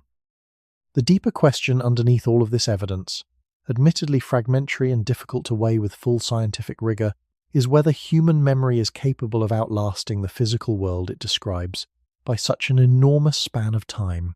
10,000 years is roughly 400 generations, an almost unimaginable chain of grandmother to granddaughter, each one passing a story a little further along, each retelling changing some detail, softening some edge, folding new meaning onto old bones, the way each new layer of rock art was painted onto a wall someone else had already used, centuries before. Perhaps the honest answer is that no single story survived intact across that entire span, but that something did survive nonetheless, diffuse and untraceable to any one clean lineage, surfacing instead in fragments scattered across many different cultures and traditions, descended in one way or another from the people of the Green Sahara, a cow goddess in Egypt, a withdrawing flood in a creation myth, a golden age of easy grazing remembered in a Sahelian oral tradition, a quiet respect, still paid today by desert guides, to the makers of paintings whose exact identity has long since been forgotten, but whose humanity, somehow, has not. It is a gentler kind of evidence than ice cores and sediment layers, softer around its edges, more resistant to precise measurement, and perhaps for exactly that reason more comforting to sit with in the quiet of the night. It suggests that even a loss too large and too slow for any single generation to see clearly while it was happening did not, in the end, simply vanish without a trace into the desert's silence. It travelled instead the way the most durable human things always travel, mouth to mouth, grandparent to grandchild, transformed almost beyond recognition but never quite extinguished, carrying some faint, patient echo of a green world forward into every subsequent telling, all the way to this one. The third explanation is the hardest one to sit with, not because the evidence for it is stronger than the others, most researchers would say it is not, but because it asks something uncomfortable of a story that has, up to this point, been mostly a story of loss suffered rather than loss caused. It asks whether the people of the Green Sahara, the very people whose paintings and burials and harpoon points have made this whole vanished world feel so vivid and so human, might also have played some hand, however unintentional, in hastening its end. The theory rests on a simple and well-documented ecological principle. Grazing animals, particularly cattle in large, concentrated numbers, place real pressure on grassland ecosystems, and in marginal or already stressed environments, that pressure can tip a landscape's balance in ways that accelerate degradation well beyond what climate alone would produce. Overgrazed grass fails to hold soil as effectively. Bare ground reflects more heat and retains less moisture. Reduced vegetation weakens the very feedback loops that, in a healthy grassland, would otherwise help sustain local rainfall by recycling moisture back into the atmosphere.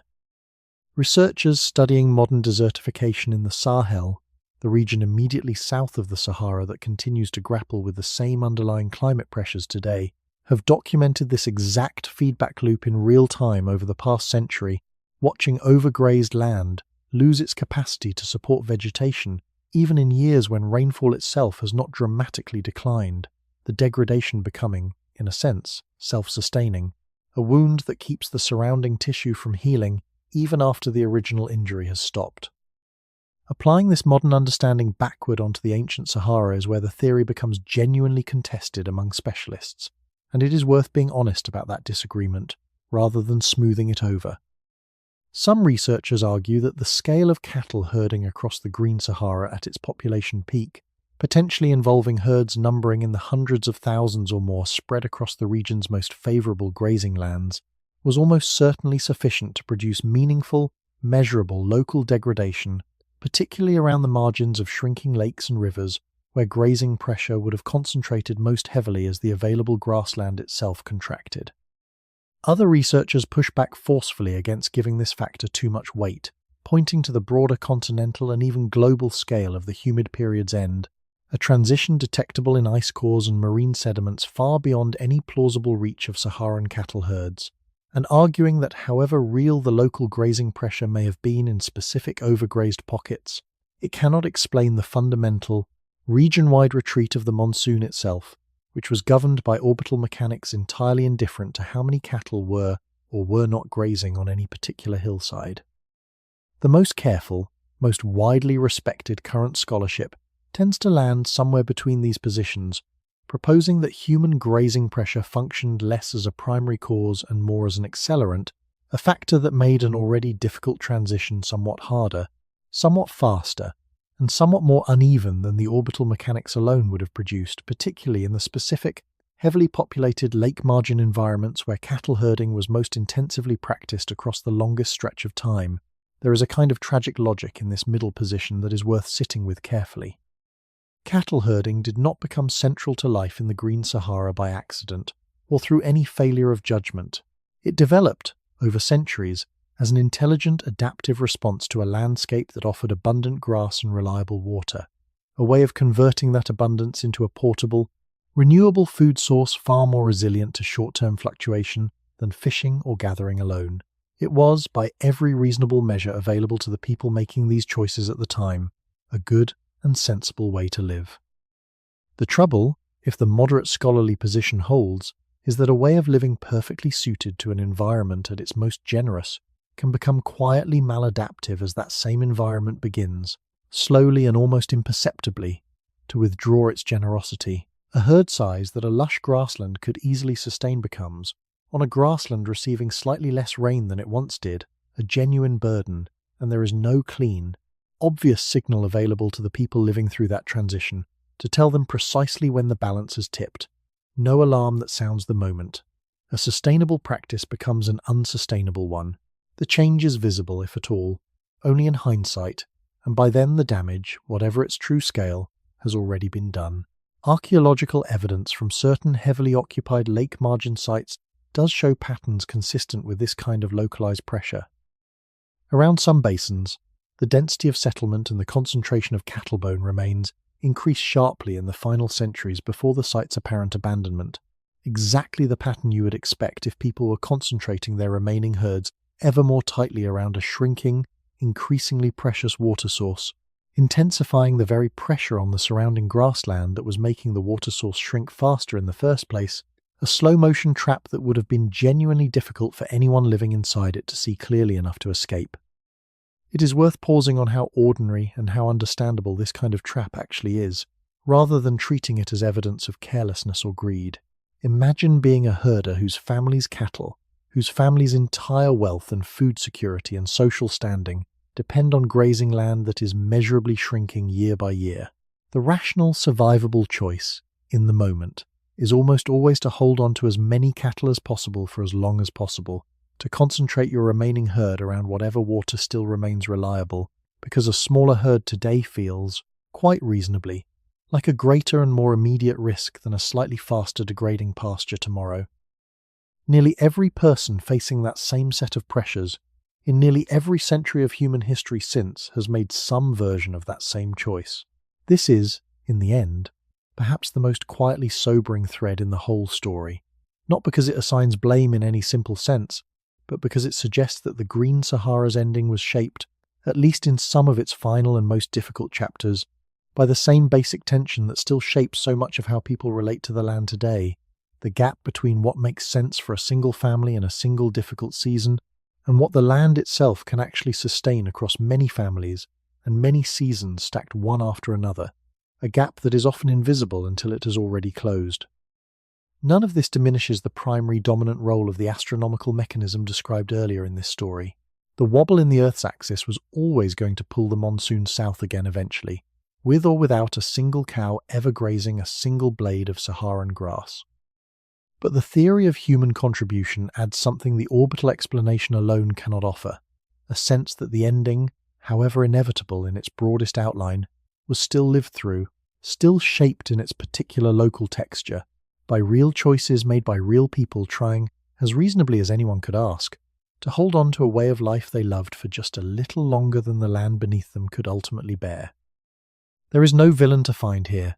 In the end, only a very old and very human story. People who loved their cattle, who painted them onto stone with obvious tenderness, who built an entire way of life and an entire sense of meaning around a herd's well-being, doing everything they reasonably could to protect that life as the ground beneath it slowly, imperceptibly began to shift. If they made the transition somewhat harder through their own devotion to the herds they loved, it is a very gentle kind of fault to carry across 10,000 years, and it asks, more than anything else, for understanding rather than judgment.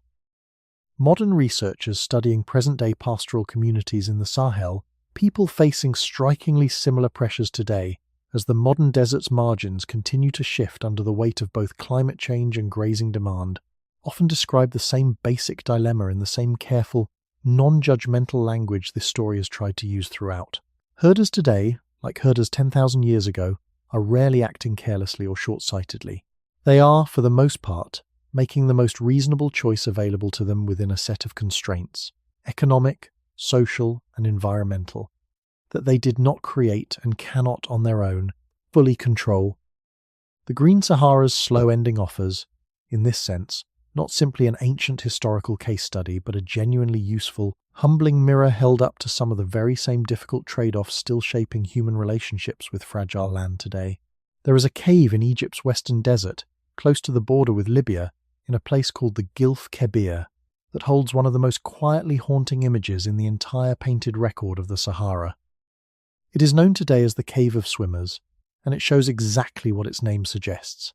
Human figures, small and simply rendered, arranged in postures that can only be described as swimming, arms bent, legs trailing, bodies suspended in a medium that, at the site itself today, does not exist in any form for hundreds of miles in any direction. The Gilf Kebir is one of the driest, most remote corners of the entire Sahara, a place so isolated that it was not properly explored by outsiders until the early 20th century, and even now it remains difficult and dangerous to reach.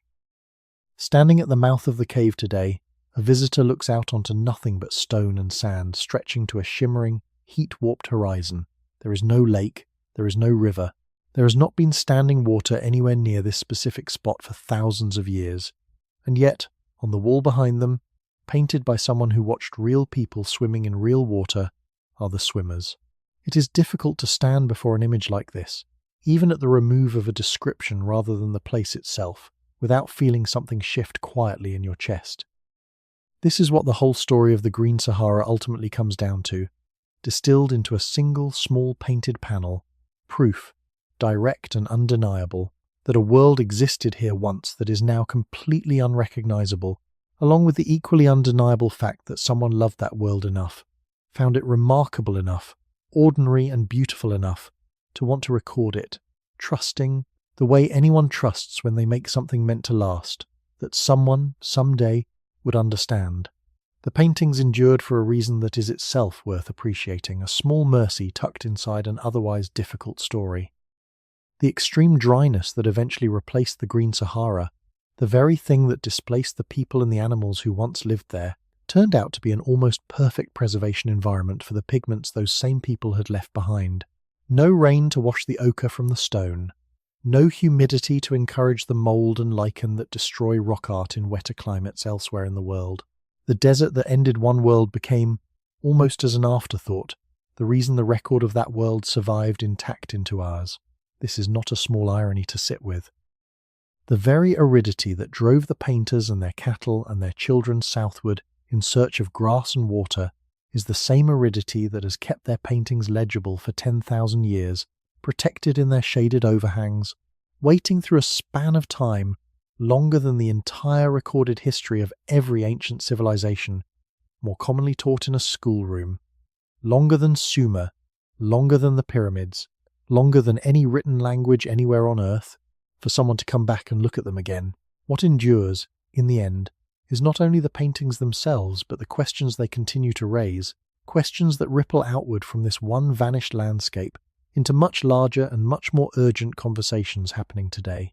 Modern climate science studies the Green Sahara not simply out of historical curiosity, but because it offers one of the clearest, best documented examples anywhere on Earth of how a major ecosystem can transform, how quickly or how slowly that transformation can unfold, and how communities of people respond, adapt, and sometimes are ultimately forced to leave everything behind when a landscape they depend on changes faster than they can adjust to it. There is something worth carrying forward from this ancient story into how we think about change happening in our own time.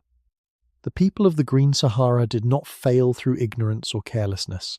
They built a sophisticated, sustainable way of life, perfectly adapted to the world as they found it, and they held on to that way of life with intelligence, with adaptation, with genuine care for the animals and the land they depended on, for longer than most modern institutions have yet managed to exist. The world changed beneath them anyway, slowly, according to a rhythm set by forces entirely beyond their control or even their comprehension, and in the end, they did what people facing exactly that kind of change have always done. They moved, they adapted, they carried what they could, and they left the rest behind, painted onto stone, in case it mattered to someone later. It mattered. That is perhaps the simplest, quietest truth this whole long story has been circling toward from its very first image. The moment a French officer knelt in red dust in 1933 and brushed away 10,000 years of silence to find a herd of cattle waiting patiently underneath. The people who painted that herd could not have known who would eventually find it, could not have imagined the specific shape of the world their discovery would someday be shared with, could not have pictured satellites in orbit, or ice cores drilled from the far side of the planet, or any of the elaborate scientific apparatus that has since been built to understand what they already knew simply by living it. They painted anyway, patiently, generation after generation, adding their own herds and their own dances and their own quiet family gatherings onto rock faces already crowded with the marks of people who had come before them, trusting the stone the way you might trust a friend to keep something safe, without any guarantee, without any way of knowing whether the trust was well placed. It was.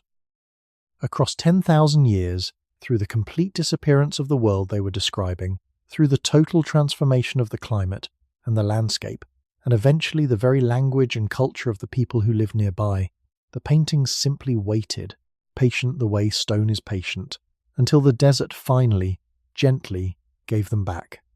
What the desert kept in the end was not a paradise. The paradise itself is gone, genuinely and completely gone, its lakes reduced to cracked clay, its rivers buried and dry, its elephants and giraffes pushed 1,000 miles south into landscapes that bear no resemblance to the stone and sand of the modern Sahara.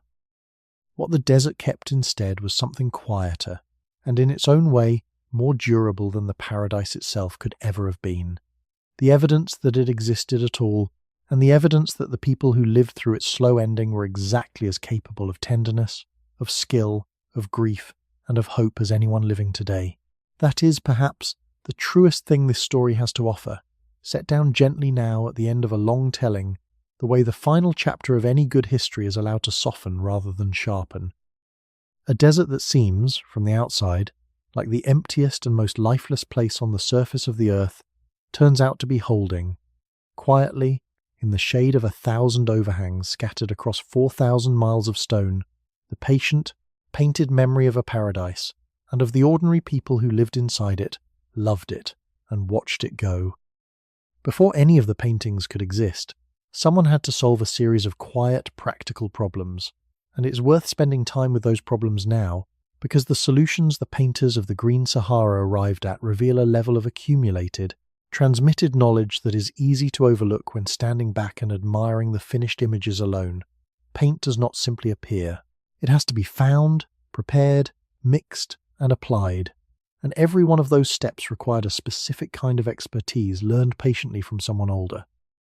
The reds and browns that dominate so much of the Saharan rock art come primarily from ochre, an iron-rich earth pigment that occurs naturally in many parts of the highlands, but not evenly, not in every valley, not at every elevation. Finding a good, workable ochre deposit would have required knowledge passed down through observation and memory, an awareness of which particular outcrops, which particular weathered slopes, held earth of the right colour and the right consistency, soft enough to grind but dense enough to hold its pigment strength once processed. Once located, the raw ochre had to be gathered and ground, most likely between two stones, a lower grinding slab and a smaller handheld stone worked back and forth across it, the same basic technology used across the ancient world for processing grain repurposed here for turning a stubborn lump of coloured earth into a fine, workable powder. Archaeologists have found grinding stones bearing traces of ochre residue at multiple rock art sites across the Sahara, direct physical evidence of exactly this preparation process happening on site, close to where the finished images still remain today. The powder alone was not enough. Dry pigment brushed onto stone flakes away almost immediately, offering none of the durability that has allowed these images to survive 10,000 years of sun and occasional rain. The powder needed a binder, something to hold the pigment particles together and to the rock surface itself, and the most likely candidates, based on both ethnographic comparison with other rock art traditions worldwide and on chemical residue analysis where it has been possible to conduct it, include animal fat, plant gums, and resins, and in some cases possibly egg white or blood, each one offering slightly different working properties, slightly different degrees of durability and sheen. Consider the layered expertise this represents. Someone needed to know not only where to find the ochre, but how to render animal fat properly for use as a binder, a skill connected directly to the broader knowledge of animal husbandry and food preparation that defined daily life in the pastoral communities of the Green Sahara. The painter and the herder were very likely, in many cases, the very same person, carrying knowledge across what modern categories would treat as entirely separate domains, art and animal care folded together into a single continuous body of practical wisdom. Black pigments came from a different set of sources, most commonly manganese oxide, another naturally occurring mineral requiring its own specific knowledge of where to find it, or from charcoal, which required fire and, in turn, fuel itself, not always easy to come by, in a semi-arid grassland where large timber was never as abundant as it might be in a true forest. White pigments, used sparingly but effectively for highlights and certain decorative details, likely came from kaolin or other pale clays, again requiring specific geological knowledge to locate reliably. The tools used for application were equally varied and equally dependent on accumulated skill. Some images show the broad, confident strokes consistent with a substantial brush, perhaps made from a bundle of plant fibre or animal hair bound to a wooden handle. Others show finer, more delicate line work suggesting a much smaller tool, possibly a single frayed twig or a sharpened reed.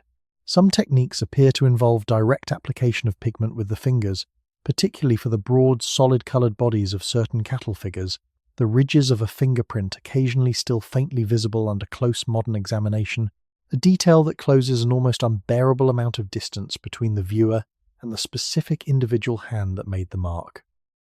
Engravings, found alongside paintings at many Saharan sites, though generally in smaller numbers, required an entirely different skill set. Again, the patient, controlled use of a harder stone tool to score lines into the rock surface itself, a technique demanding not chemistry and colour theory, but a steady hand and real physical patience, working stone against stone for as long as it took to complete a single figure, sometimes returning to the same panel across multiple sessions to deepen or extend a composition already begun.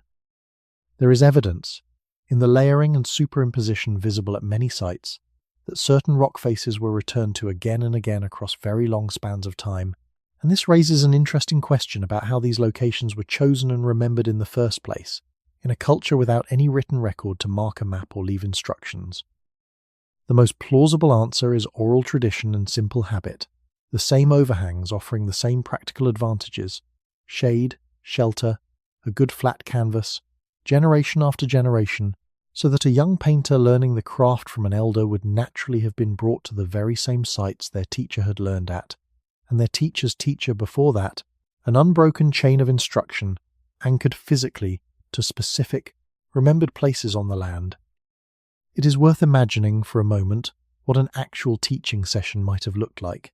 An older painter crouched beside a younger one in the shade of a Tassili overhang, guiding a small hand through the correct pressure needed to lay down a confident, unbroken line, correcting the proportion of a cow's horn, demonstrating the particular flicking motion needed to render the texture of a coat. This is not a wild guess. It is the ordinary, universal shape that skill transmission takes in every human culture that has ever existed. And there is no reason to believe the painters of the Green Sahara were any different in this most basic, most human of processes. Colour choices themselves were not random or purely decorative, at least not in every case. Certain later period images show clear patterning in how pigment was used to indicate coat markings on specific cattle, patches of white or dark brown, placed with enough consistency and specificity that researchers have proposed the paintings may represent, in some instances, genuinely identifiable individual animals within a herd, recorded with something close to the same care a modern owner might bring to photographing a beloved pet. A record meant less as generic decoration and more as a specific personal remembrance. The scale of some individual panels also speaks to a considerable investment of time and resource. Life-sized human figures, some of the larger cattle compositions at sites like Sefar, would have required not a quick afternoon's work but a sustained project, likely spanning multiple days, requiring enough prepared pigment to complete the piece, enough water to keep the binding mixture workable in the heat, and enough physical stamina to work at height or in awkward positions against a vertical rock face for hours at a stretch, a commitment that suggests these images mattered enough to their makers to justify real, sustained effort rather than casual doodling. What survives today, faded in places, vivid in others, chipped here and there by 10,000 years of occasional weathering, is the accumulated residue of an enormous, patient body of specialized knowledge, geological, chemical, artistic, and cultural, developed and refined and passed carefully down across countless generations of people who never once imagined their work would someday be studied by scientists, using instruments capable of analyzing individual pigment particles under magnification, powerful enough to see the very fingerprint ridges, left in a smear of ochre applied, once, by a hand that has been gone for longer than any written language has existed to describe it. Migration, in the story of the Green Sahara, was never a single dramatic exodus, a whole population rising up together and marching south in one great, decisive movement.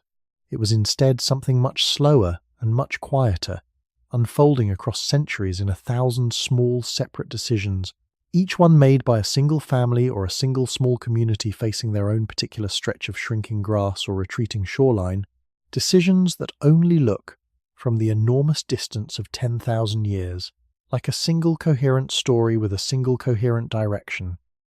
Try to picture one such decision as it might actually have unfolded, on the ground, for real people whose names have been lost, but whose situation can be reconstructed with reasonable confidence from the archaeological and climatic evidence available.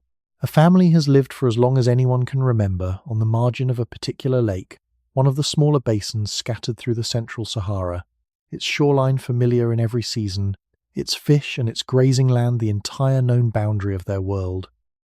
For several years running, the rains have arrived a little later than expected, ended a little sooner, and the lake's edge has crept back a little further each season, leaving a widening ring of cracked mud where reeds and grass used to grow. The decision to move is rarely made all at once, in a single dramatic moment. It is made in increments, the way most real human decisions about difficult, uncertain futures actually are made.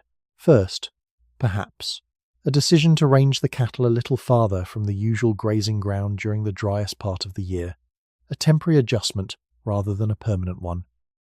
Then, as the pattern repeats across several more seasons, a decision to spend part of each year at a different, more reliable water source discovered by a relative or a trading partner somewhere to the south, splitting the family's time between two increasingly unequal halves of a shrinking world. Eventually, though perhaps not for another generation, a final decision made almost by default, because the old lakeside home has become impossible to sustain year-round any longer, to simply not return. This kind of changed, incremental migration leaves a very particular kind of archaeological signature, and it is exactly the signature that researchers have found at many Saharan sites. Evidence of continued but increasingly seasonal or intermittent occupation in the final centuries before a site's full abandonment, rather than a sharp, sudden break in the record. People did not simply vanish from these places overnight. They visited less and less often, stayed for shorter and shorter stretches, until eventually the visits stopped altogether, and the wind and sand were left to do, slowly, what they do to any place no longer swept and tended by human hands. The direction of this long unfolding migration was, in its broadest strokes, fairly consistent, south, and in some regions east, toward the Nile, following the retreating rain the way water itself follows the pull of gravity, toward wherever the grass and the reliable water still remained.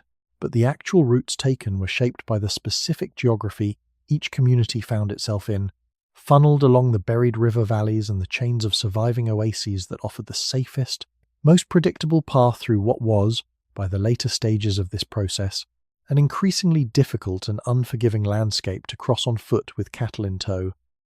Consider the physical difficulty of this kind of journey, even in its most gradual, staged form. Moving a herd of cattle any real distance requires water at intervals the animals can actually survive between, requires grazing along the route itself to sustain them, requires timing the journey to avoid the very worst of the season's heat. A family undertaking even a modest seasonal migration of 100 miles would have needed real practical knowledge of the route ahead, knowledge built from either personal experience or, more likely, an unfamiliar territory, from information passed along trading and kinship networks that connected communities across considerable distances, even in this increasingly difficult era. These kinship and trading networks turn out to have been essential to how the whole slow migration was even possible at all. A family facing a failing lake in one region was rarely moving into total unknown territory.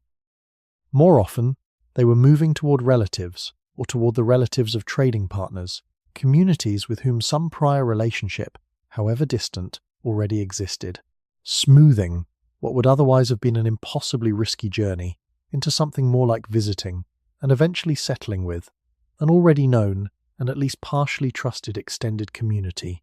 Genetic evidence gathered from populations across North and West Africa today lends some support to this picture of gradual, network-following migration rather than a single catastrophic flight. Rather than a single sharp genetic signature marking one dramatic exodus event, researchers instead find a more diffuse, layered pattern, consistent with populations mixing and moving gradually across many centuries, following exactly the kind of staged, kinship-guided migration described here.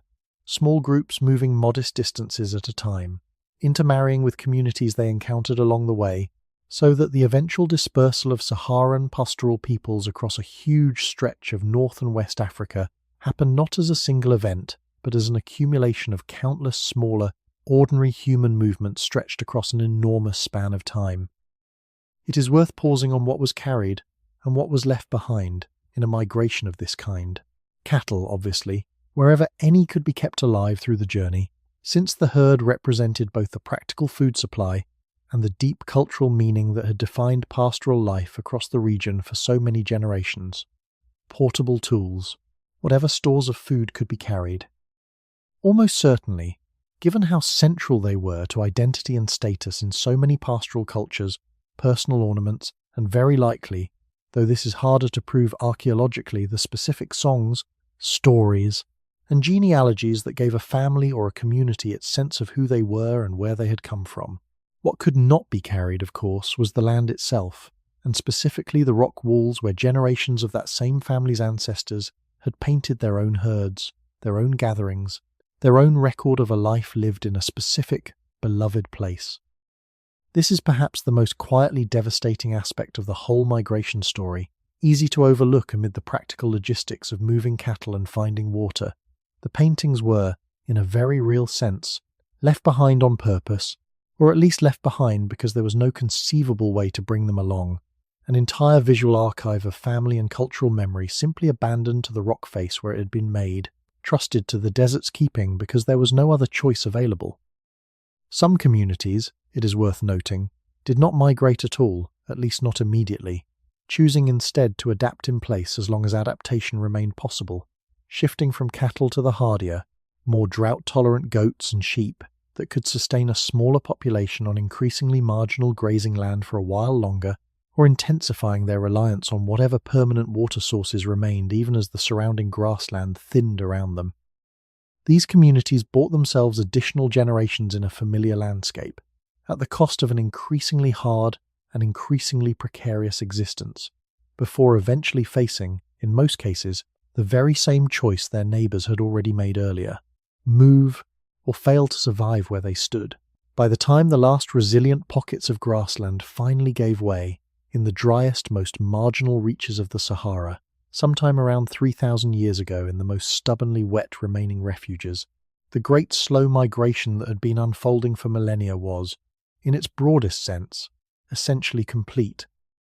The descendants of the Green Sahara's pastoral communities were, by then, scattered across an enormous arc stretching from the Atlas Mountains through the Sahel and down into West Africa, along the Nile into Egypt and Sudan, their original homeland behind them reduced, at last, to the emptiest desert on Earth, walked now only by the hardest, most specialized desert peoples and their camels, animals suited to a world the cattle herders of an earlier age would scarcely have recognized as the same land their own grandparents had called home. There is a particular kind of grief worth acknowledging in this long, patient unravelling, a grief made gentler, perhaps, by its very slowness, but no less real for that. No single generation experienced the full scope of what was lost.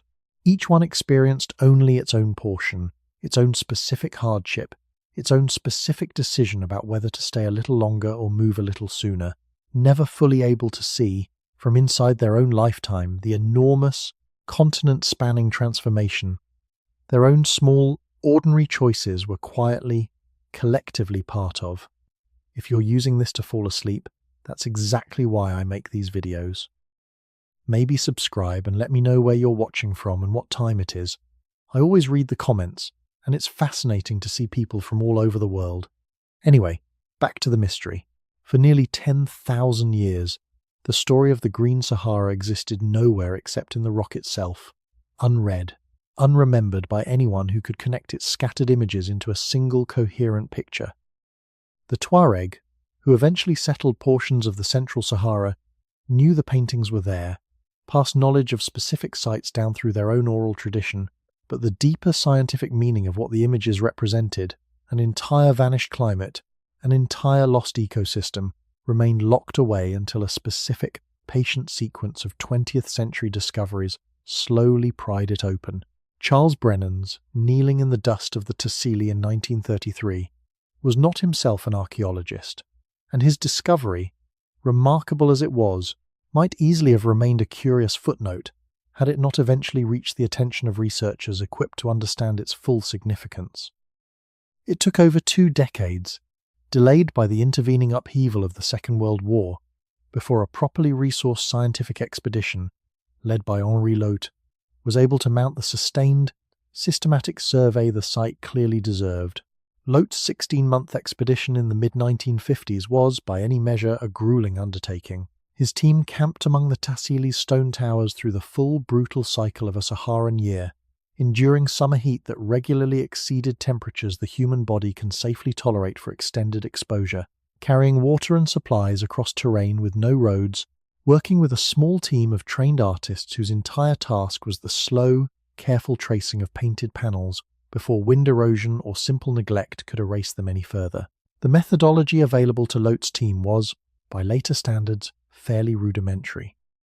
Tracings were made directly onto large sheets of paper held against the rock surface, a technique that preserved the overall composition and detail of each image with real fidelity, but that also, controversially, and in ways Lotte himself was later criticized for, sometimes involved wetting the rock surface to improve pigment visibility for photography, a practice that some later conservators believe may have accelerated deterioration at certain sites, a difficult irony given how much the expedition's ultimate purpose was to preserve and share this fragile record before it was lost. Despite these methodological shortcomings, understandable given the era and the resources available, Lotte's expedition fundamentally changed how the scientific world understood the Sahara. His resulting book and touring exhibition of the tracings, presented to considerable public fascination across Europe in the late 1950s, introduced a wide audience for the first time to the sheer scale and sophistication of Saharan rock art, and to the increasingly unavoidable conclusion that the images could only make sense if the desert itself had once looked radically different than it did in the 20th century. The scientific tools that would eventually allow researchers to move beyond visual interpretation of the paintings and toward hard, quantifiable proof of the Green Sahara's reality developed gradually over the following decades, each new technique adding another layer of confirmation to what the rock art had already suggested. Radiocarbon dating, refined through the 1950s and 1960s, allowed researchers to begin assigning approximate ages to organic material found at archaeological sites associated with the paintings, bone, charcoal, shell, giving the whole story its first reliable timeline, rather than relying purely on stylistic comparison between different painted layers. Palynology, the study of ancient pollen preserved in sediment, opened an entirely new and remarkably precise window into the Sahara's past vegetation.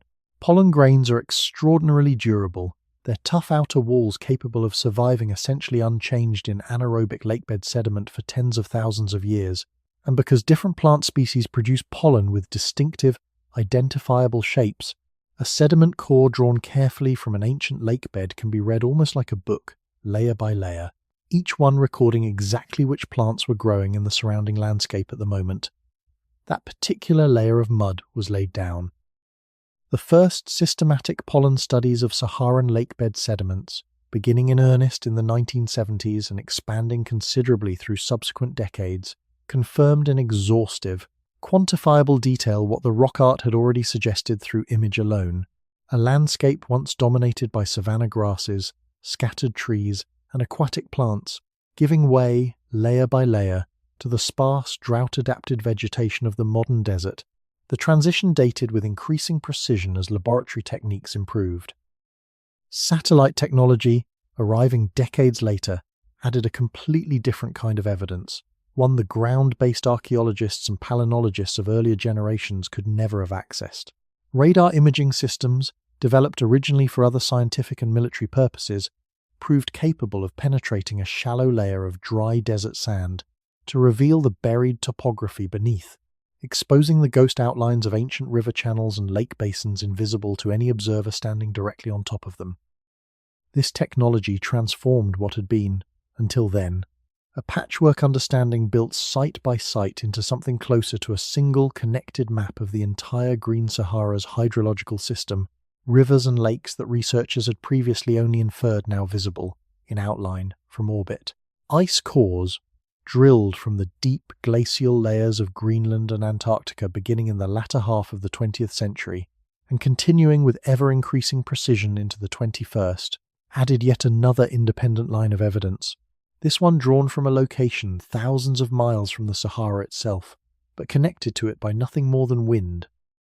Dust particles blown off the drying Sahara and carried across the Atlantic settled, year after year, onto the accumulating snow of these distant ice sheets, trapped in layers that scientists can now read with a precision fine enough to distinguish individual years, a Saharan weather record kept, unknowingly, on the opposite side of the planet. What makes the modern understanding of the Green Sahara so robust, so difficult to seriously dispute, is precisely this convergence of entirely independent lines of evidence, each one developed by different scientists using different tools for different original purposes, arriving nonetheless at the very same fundamental conclusion. Rock art suggested a Green Sahara. Archaeology confirmed people lived and fished and herded there. Pollen confirmed the vegetation. Radar confirmed the rivers. Ice cores confirmed the timeline and the eventual drying. No single one of these lines of evidence, on its own, would have been fully convincing. Together, they leave essentially no room for reasonable doubt. It is worth appreciating how recent, in the scale of this entire 10,000-year story, this scientific understanding actually is. For the overwhelming majority of the time since the Green Sahara existed, no one alive anywhere on Earth had any means of knowing, with any real confidence, that it had ever been anything other than the desert it appeared to be. The full scientific picture assembled here, drawing on rock art, radiocarbon dating, palynology, satellite radar, and ice core analysis together, has really only existed in anything like its current, integrated form for the past few decades, meaning that you, listening to this now, know more about the true history of the Green Sahara, with more confidence and more precision than any single human being who has ever lived, including every single person who painted every single one of the images this story has been describing. There is something worth sitting with in that particular kind of privilege, quiet and unearned as it is. The painters of the Tassili and the Acacus recorded their world faithfully, patiently, without any way of knowing whether anyone would ever understand what they had left behind. It took 10,000 years, a chance discovery by a lonely French officer, decades of grueling expedition work, and the slow accumulation of scientific techniques their world could never have imagined.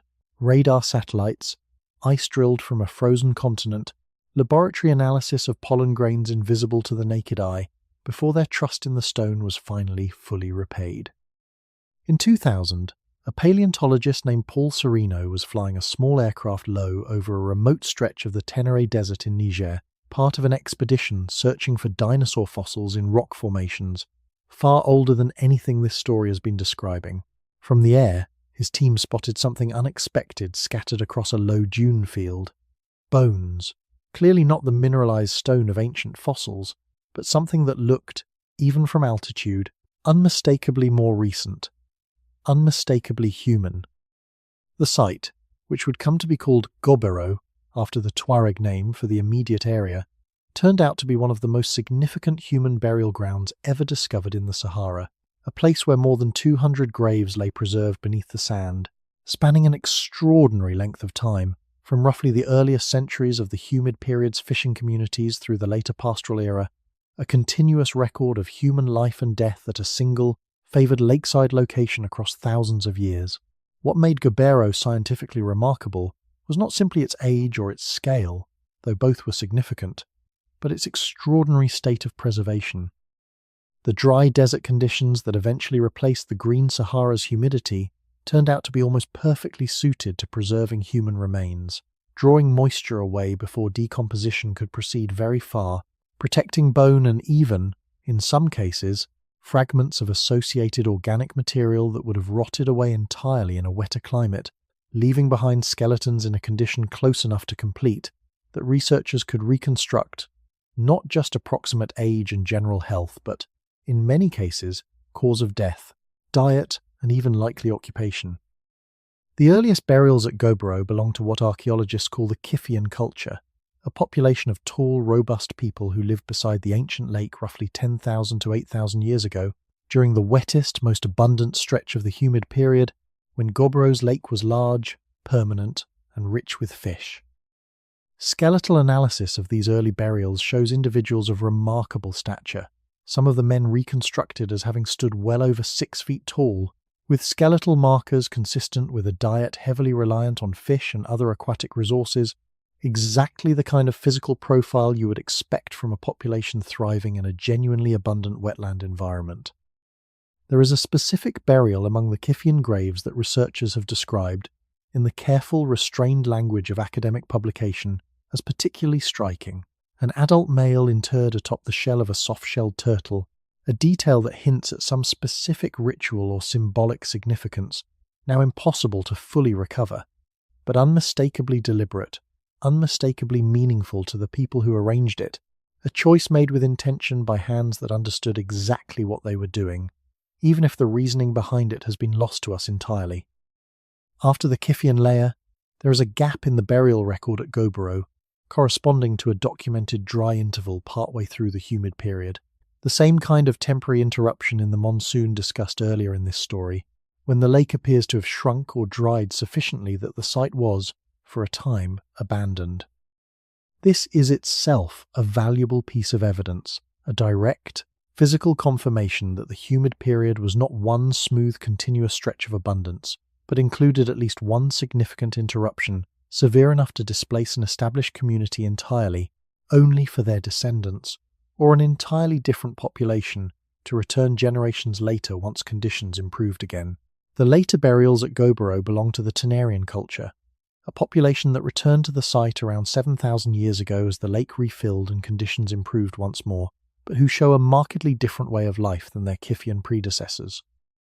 Tenarian skeletons are generally more gracile, less robustly built, and the associated archaeological material, pottery styles, tool types, and increasingly cattle bone, suggests a population that combined fishing with a growing reliance on herding, the same broader cultural shift toward pastoralism, documented in the rock art across the wider region. It is among the Tenarian burials that Gobero's single most emotionally resonant discovery was made, a shared grave containing the remains of an adult woman and 2 children, arranged together in an embrace that survived, essentially intact, across more than 5,000 years. Careful excavation revealed that flowers, identifiable from preserved pollen, clustered specifically around the burial rather than distributed randomly by wind, had been placed with the bodies, a detail that lifts this particular grave out of the realm of pure scientific data and into something that requires no translation across any gap of time or culture whatsoever. A family, arranged with evident tenderness, by people who loved them and wanted them remembered exactly as they were laid to rest. Researchers have been careful, appropriately, not to overclaim about the precise circumstances of this triple burial, since the exact cause of death for the three individuals could not be determined with certainty, and the possibility that this represents a single tragic event, some illness or accident claiming a mother and her two children together, remains speculative rather than confirmed. What is confirmed, beyond any reasonable dispute, is the manner of their burial, close together, deliberately posed, surrounded by flowers chosen and placed by someone who was, in every meaningful sense the word can carry, grieving. Isotopic analysis of bone and tooth enamel from across the Gobero burials, a technique that examines the chemical signatures left behind by decades of eating and drinking, has allowed researchers to reconstruct diet with genuine precision, confirming heavy reliance on fish and aquatic resources in the earlier Kiffian population and a more mixed diet, incorporating more terrestrial resources including dairy and meat from domesticated cattle. Among the later Tenerian population, a direct chemical confirmation, written into the very bones of the people themselves, of the broader cultural shift the rock art had already suggested from a fishing-centered way of life toward a herding-centered one. The skeletal remains also carry evidence of the physical demands and occasional hardships of life at Gobero across its many centuries of use. Some individuals show healed fractures, evidence of past injury survived and recovered from, a small but meaningful testament to the medical and social support systems that must have existed to allow someone with a broken limb to be cared for through recovery rather than simply left behind. Others show dental wear patterns consistent with a diet that, while generally adequate, was not always easy.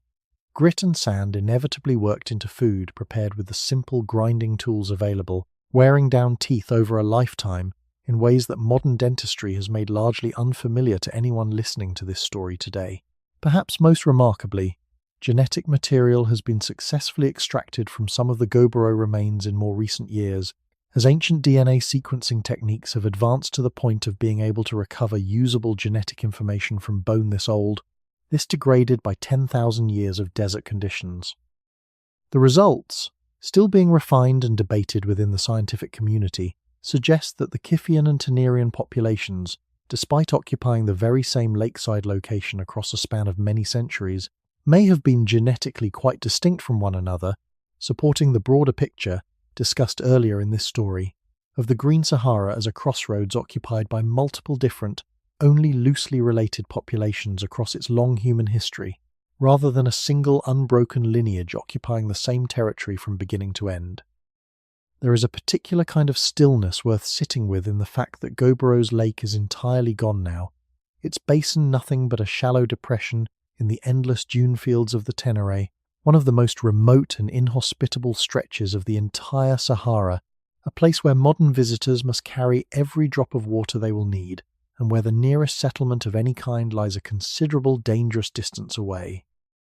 And yet beneath that same punishing sand, protected by the very aridity that makes the region so difficult to survive in today, more than 200 people rest exactly where their communities chose to lay them down, some of them for 10,000 years, waiting, the way the paintings waited, for someone to finally come looking. What Gobero offers, more than any single dramatic fact or figure, is intimacy, a level of close, individual human detail that the broader sweep of climate data and rock art imagery, valuable as it is, can rarely provide on its own. Here is not simply evidence of a population, a culture, a demographic trend traced across thousands of years. Here is a woman embracing two children in death exactly as she likely embraced them countless times in life, surrounded by flowers someone chose, by hands that are gone now, to place there with care, so that even now, 5,000 years later, in the quiet dark of wherever you happen to be listening to this, that care is still legible, still real, still asking, gently, to be remembered. There is a strange, quiet symmetry worth sitting with as this story draws toward its close, a thought that arrives softly rather than urgently, more comfort than warning. The same slow orbital wobble that brought the rains north across the Sahara once, and then patiently withdrew them again, has not stopped turning. It continues its 21,000-year circle, exactly as it always has, indifferent to the paintings, indifferent to the migrations, indifferent to every human story layered on top of its vast, mechanical patience, and somewhere in the deep future, according to the very same models that reconstruct the Green Sahara's ancient past, the cycle will eventually turn the Northern Hemisphere's summer back toward the sun, in a configuration favourable to a strengthened monsoon once again. Climate scientists who study this long orbital rhythm project that the Sahara would, left entirely to its own natural cycle undisturbed, begin to green again in roughly 10,000 years, following the same basic mechanism, the same intensified summer heating pulling the West African monsoon north, that once turned this same stretch of stone and sand into lakes and grassland and herds of painted cattle. 10,000 years is, by any human measure, an almost meaningless span of time, longer than every civilization this story has mentioned combined. And yet it is worth knowing that the desert's current form is not, even on the longest natural timescale available, permanent. It is simply, like the green period before it, a very long phase inside a much longer rhythm. What makes the present moment genuinely more complicated and genuinely more uncertain than this simple natural projection alone would suggest, is the layer of human-driven climate change now unfolding on top of the ancient orbital cycle, operating on a timescale of decades rather than millennia, and pulling the region's climate in directions that do not map cleanly onto the slow, patient rhythm that shaped the Sahara's past. Researchers studying modern climate trends across the Sahel and the Sahara's southern margins have documented genuinely surprising signs in just the past several decades of increased vegetation in certain areas, satellite imagery showing patches of the desert's edge growing measurably greener than they were as recently as the 1980s. This modern greening, where it is occurring, appears to result from a complicated, still actively studied mix of factors, including shifts in rainfall patterns possibly linked to broader global climate change, changes in land management and agricultural practice across the Sahel, following decades of hard lessons learned from the severe droughts and famines that struck the region through the 1970s and 1980s, and simple natural variability layered on top of both. Scientists are careful, appropriately, not to overstate this trend or frame it as any kind of imminent return to the abundance of the ancient humid period, since the underlying orbital configuration that drove that earlier transformation remains, for now, thousands of years away from repeating itself. Still, there is something worth holding on to in the fact that the Sahara's boundary is not, and has never been, a fixed and permanent line. It has moved dramatically before, expanding and contracting across dozens of cycles over the past several million years, and it continues to shift, in smaller ways, even now, responding to a complicated tangle of natural rhythm and human influence that scientists are still working to fully untangle. The desert that seems, from any single human lifetime's vantage point, like the most permanent and unchanging feature of the entire African continent has, across the deeper span of time this whole story has been trying to hold in mind, never actually stood still. There is a particular research effort worth mentioning here, ambitious and controversial in roughly equal measure, involving proposals to accelerate a partial greening of the Sahara's most marginal southern edges through large-scale human intervention, tree planting initiatives, improved land and water management, and other deliberate efforts aimed at pushing back against desertification in the Sahel region specifically. The most well-known of these, often referred to as the Great Green Wall Initiative, involves a coalition of African nations working to establish a belt of restored, productive land stretching across the entire width of the continent along the Sahara's southern margin, an effort still very much in progress, with real successes in some stretches and real, ongoing struggles in others. It would be too simple, and not entirely honest, to draw a straight line between this modern human effort and the ancient orbital-scale greening that this story has spent so much time describing. The forces involved are different in scale, in mechanism, and in the time frame over which they operate. But there is something worth noticing in the fact that people living today, in the same broad region once occupied by the pastoral communities of the Green Sahara, are engaged in their own patient, generational project of coaxing grass and trees back into ground that has, for millennia, resisted them, guided by hope and by hard-won practical knowledge, rather than by any control over the deep planetary mechanisms that shape the desert's history. There is also a quieter, more melancholy thread worth including here, because honesty requires it even in a story meant to soothe rather than alarm. Some of the very same fossil water resources mentioned earlier in this story, the ancient groundwater trapped deep in sandstone aquifers beneath the Sahara since the humid period ended, are now being drawn upon by modern agricultural and municipal projects, most notably Libya's Great Man-Made River project, which pumps vast quantities of this ancient water north to coastal cities.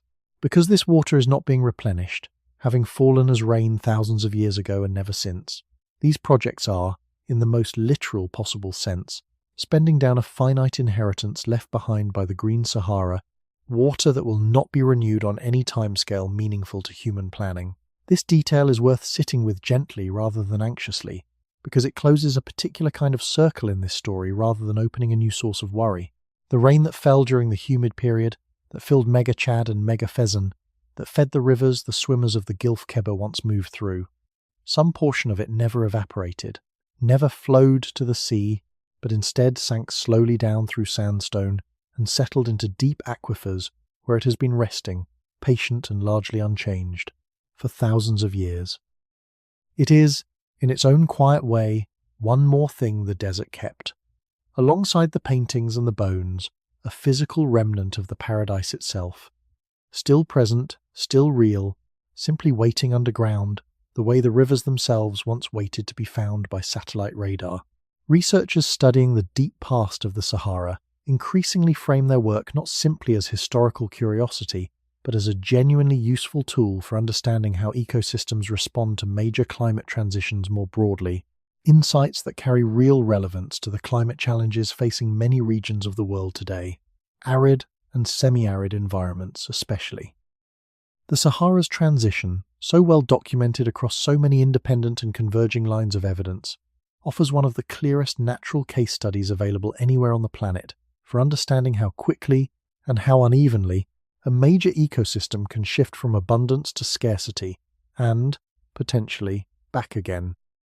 It is worth ending this particular thread of the story not with certainty, since genuine scientific uncertainty remains around exactly how the coming centuries will unfold for this region, under the combined pressure of natural cycle and human influence, but with something closer to patient curiosity, the same quality of mind that carried the Green Sahara's own painters through their careful, unhurried work on stone that would outlast every single one of them by 10,000 years. The desert has changed before. It is, in small and carefully studied ways, changing again now. And somewhere in the deep future, whether through the ancient orbital rhythm alone, or through some combination of natural cycle and patient human effort, there remains at least the quiet possibility that grass will once again find its way into ground that has, for so long now, forgotten what it feels like to hold it. You do not need to carry the weight of any of that forward with you tonight. It is enough simply to know that the story is not, in the deepest sense, finished, that the wobble in the Earth's axis continues turning exactly as it always has, indifferent and patient, and that somewhere far ahead, past every lifetime this story could ever reasonably ask you to imagine, the rain may find its way back to this same stretch of stone and sand, and grass may rise again in the exact places where the last, painted cattle once grazed. For all that has been recovered about the Green Sahara, through paint and pollen and ice and bone, it is worth resting, gently, on everything that remains unknown, because a mystery this large does not resolve itself into perfect clarity, no matter how many independent lines of evidence converge upon it. There is a particular kind of honesty in sitting with the gaps as carefully as with the discoveries, and the gaps in this case are considerable. Language is perhaps the largest and most permanent of these silences. Not a single word of whatever tongue or tongues were spoken across the Green Sahara's many centuries has survived in any recoverable form. No written record exists, because writing itself would not be invented anywhere in the world for thousands of years after the humid period had already begun its long retreat. The people who painted their cattle with such evident tenderness, who arranged flowers around a mother and her children in a shared grave, who developed sophisticated systems for preparing pigment and choosing sites and passing skill from one generation to the next, did all of this without leaving behind a single sentence, a single name, a single word we can be certain we understand. This absence shapes everything else we think we know about them. When researchers describe the Green Sahara's inhabitants as holding cattle in deep cultural and spiritual significance, that conclusion is built from careful, reasoned inference, comparison with related pastoral cultures elsewhere, patterns in the imagery, patterns in burial practice, rather than from any direct testimony. It is very likely correct, supported by a genuinely strong weight of circumstantial evidence. But it remains, in the end, an informed reconstruction rather than a certainty, and honest scholarship holds that distinction carefully rather than collapsing it. The exact meaning of many specific images remains similarly uncertain, and this uncertainty is worth sitting with rather than smoothing over. The strange, large-headed figures of the earliest Roundhead period, painted before cattle herding became widespread, are among the most debated images in the entire Saharan record. Some researchers interpret them as evidence of early shamanic or spiritual practice, possibly connected to altered states of consciousness achieved through ritual, dance, or the use of psychoactive plants known to grow in the region. Others urge considerably more caution, noting that such interpretations, however evocative, rest on comparative analogy with much better documented rock art traditions elsewhere in the world, rather than on any direct evidence specific to the Sahara itself. Similarly, the precise social structure of Green Saharan communities, whether they organized themselves around clear hereditary leadership, how wealth and status were measured and distributed, whether particular individuals held specialized roles as painters, healers, or religious figures distinct from the broader pastoral population, remains largely inferential, built from careful reading of burial goods, settlement patterns, and the scale of certain artistic and architectural undertakings rather than from any direct account. We can say with real confidence that these communities were complex and capable of sustained cooperative effort. We cannot say with the same confidence exactly how that complexity was organized. The question of population numbers, too, carries real uncertainty behind its confident-sounding estimates. Figures suggesting the Green Sahara supported a population numbering into the low millions at its peak are derived from careful modelling, extrapolating from the density and distribution of known archaeological sites, the carrying capacity of the reconstructed grassland and wetland environment, and comparison with population densities documented among similar pastoral societies elsewhere. These are reasonable, well-grounded estimates, produced by serious researchers using sound methods, but they remain estimates nonetheless, subject to real ranges of uncertainty that honest scholarship continues to debate and refine as new evidence accumulates. There is also real ongoing scientific debate, mentioned earlier but worth returning to directly, about the exact relative weight that should be assigned to orbital mechanics, regional tipping points, and human grazing pressure in explaining the specific pace and pattern of the Sahara's eventual return to desert. This is not a settled question with a single correct answer, waiting to be definitively confirmed. It is an active area of ongoing research, with different research groups using different models and different regional datasets, sometimes reaching genuinely different conclusions about how much weight each factor deserves in any particular subregion of this enormous and geographically varied desert. The identity and fate of the specific populations who painted the Tassili, the Acacus, and the Enedi also resists any tidy singular answer. As discussed earlier, genetic evidence suggests the Green Sahara was home to multiple, only loosely related populations across its long history, and the descendants of these populations appear to have dispersed, through the long, slow migration described earlier in this story, across an enormous swath of North and West Africa rather than following any single, traceable lineage to any single modern population. This means there is no simple, satisfying answer to a question many people instinctively want to ask upon learning this story for the first time. Who are their descendants today? The honest answer is that they are dispersed, diluted across many populations, connected by threads of ancestry too tangled and too old to trace back to any single modern group with full confidence. Even the painting's precise dating carries more uncertainty than popular summaries of this story sometimes suggest. Rock art is notoriously difficult to date directly, since the mineral pigments themselves generally contain no organic material suitable for radiocarbon analysis.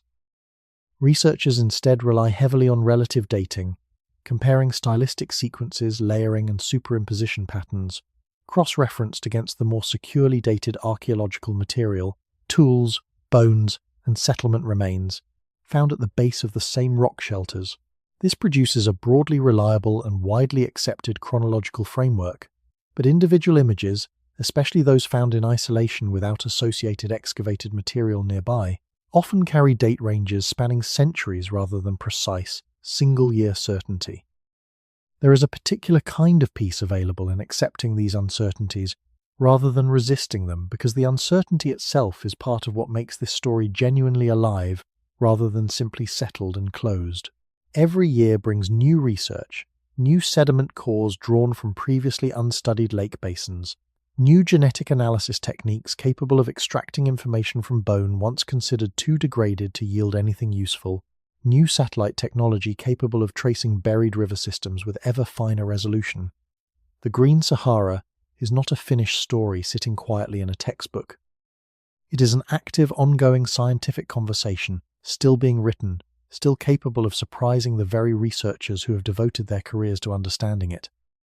Consider for a moment how strange and how humbling it is that an entire flourishing civilization, spanning an area larger than most modern countries, sustaining a population plausibly numbering in the millions across several thousand years, could come as close as it did to being entirely and permanently forgotten, saved from total erasure only by the fortunate combination of a dry climate that happened to preserve painted pigment, a French officer who happened to kneel in the right patch of sand in 1933, and a subsequent century of scientific effort that happened to develop, just in time, the precise tools needed to read the fragmented evidence correctly. It is not difficult to imagine an alternate version of this same history in which none of those fortunate alignments occurred, in which the paintings faded unnoticed, in which the buried rivers were never mapped by radar, in which the Green Sahara simply vanished from human knowledge as completely as it had already vanished from the physical landscape. That did not happen, and there is something worth resting in, gently, in the fact that it did not happen, even as we hold the remaining silences honestly alongside everything that has been recovered.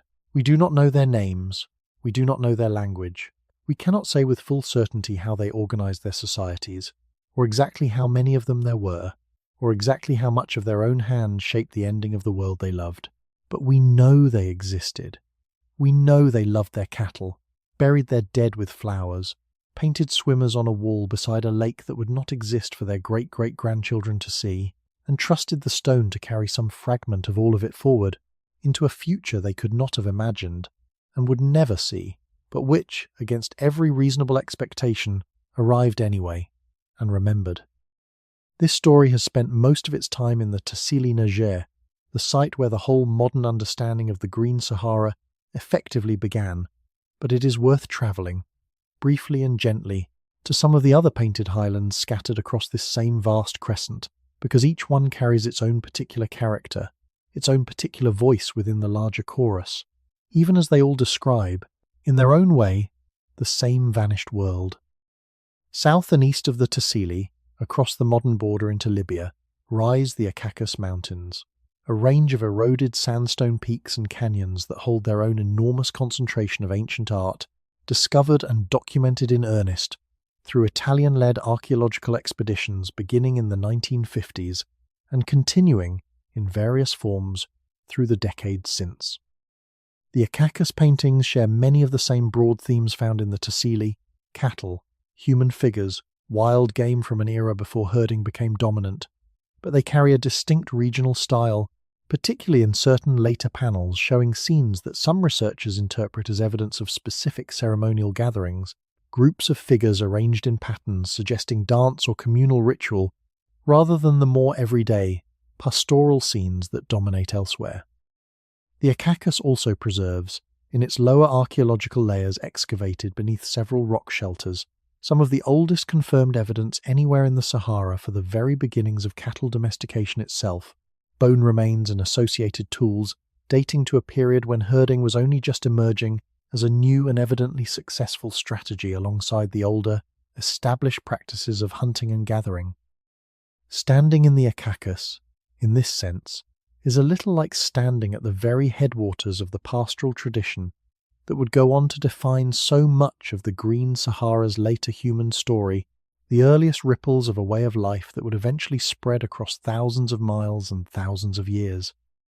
Further south, still, in northern Chad, the Ennedi Plateau offers a landscape unlike either the Tassili or the Acacus, a terrain of dramatic natural stone arches, deep canyons, and isolated rock towers carved by the same ancient rivers this story has already described, now protected as a UNESCO World Heritage Site in recognition of both its striking natural beauty and the density of ancient art scattered across its surfaces. The Ennedi's paintings include some of the most vivid and best preserved depictions of swimming anywhere in the Saharan record, along with detailed scenes of what appear to be cattle being led to water, herders walking alongside their animals with a specific, almost documentary attentiveness to posture and gesture. The Ennedi also holds something the Tassili and Acacus largely lack, evidence of continuous human presence stretching in an unbroken thread from the deep painted past into the living present. Since certain rock shelters within the plateau remain in active seasonal use today by local herding communities, sheltering both people and animals during the harshest stretches of the dry season, in essentially the same practical way. The very same overhangs likely sheltered people and cattle 10,000 years earlier.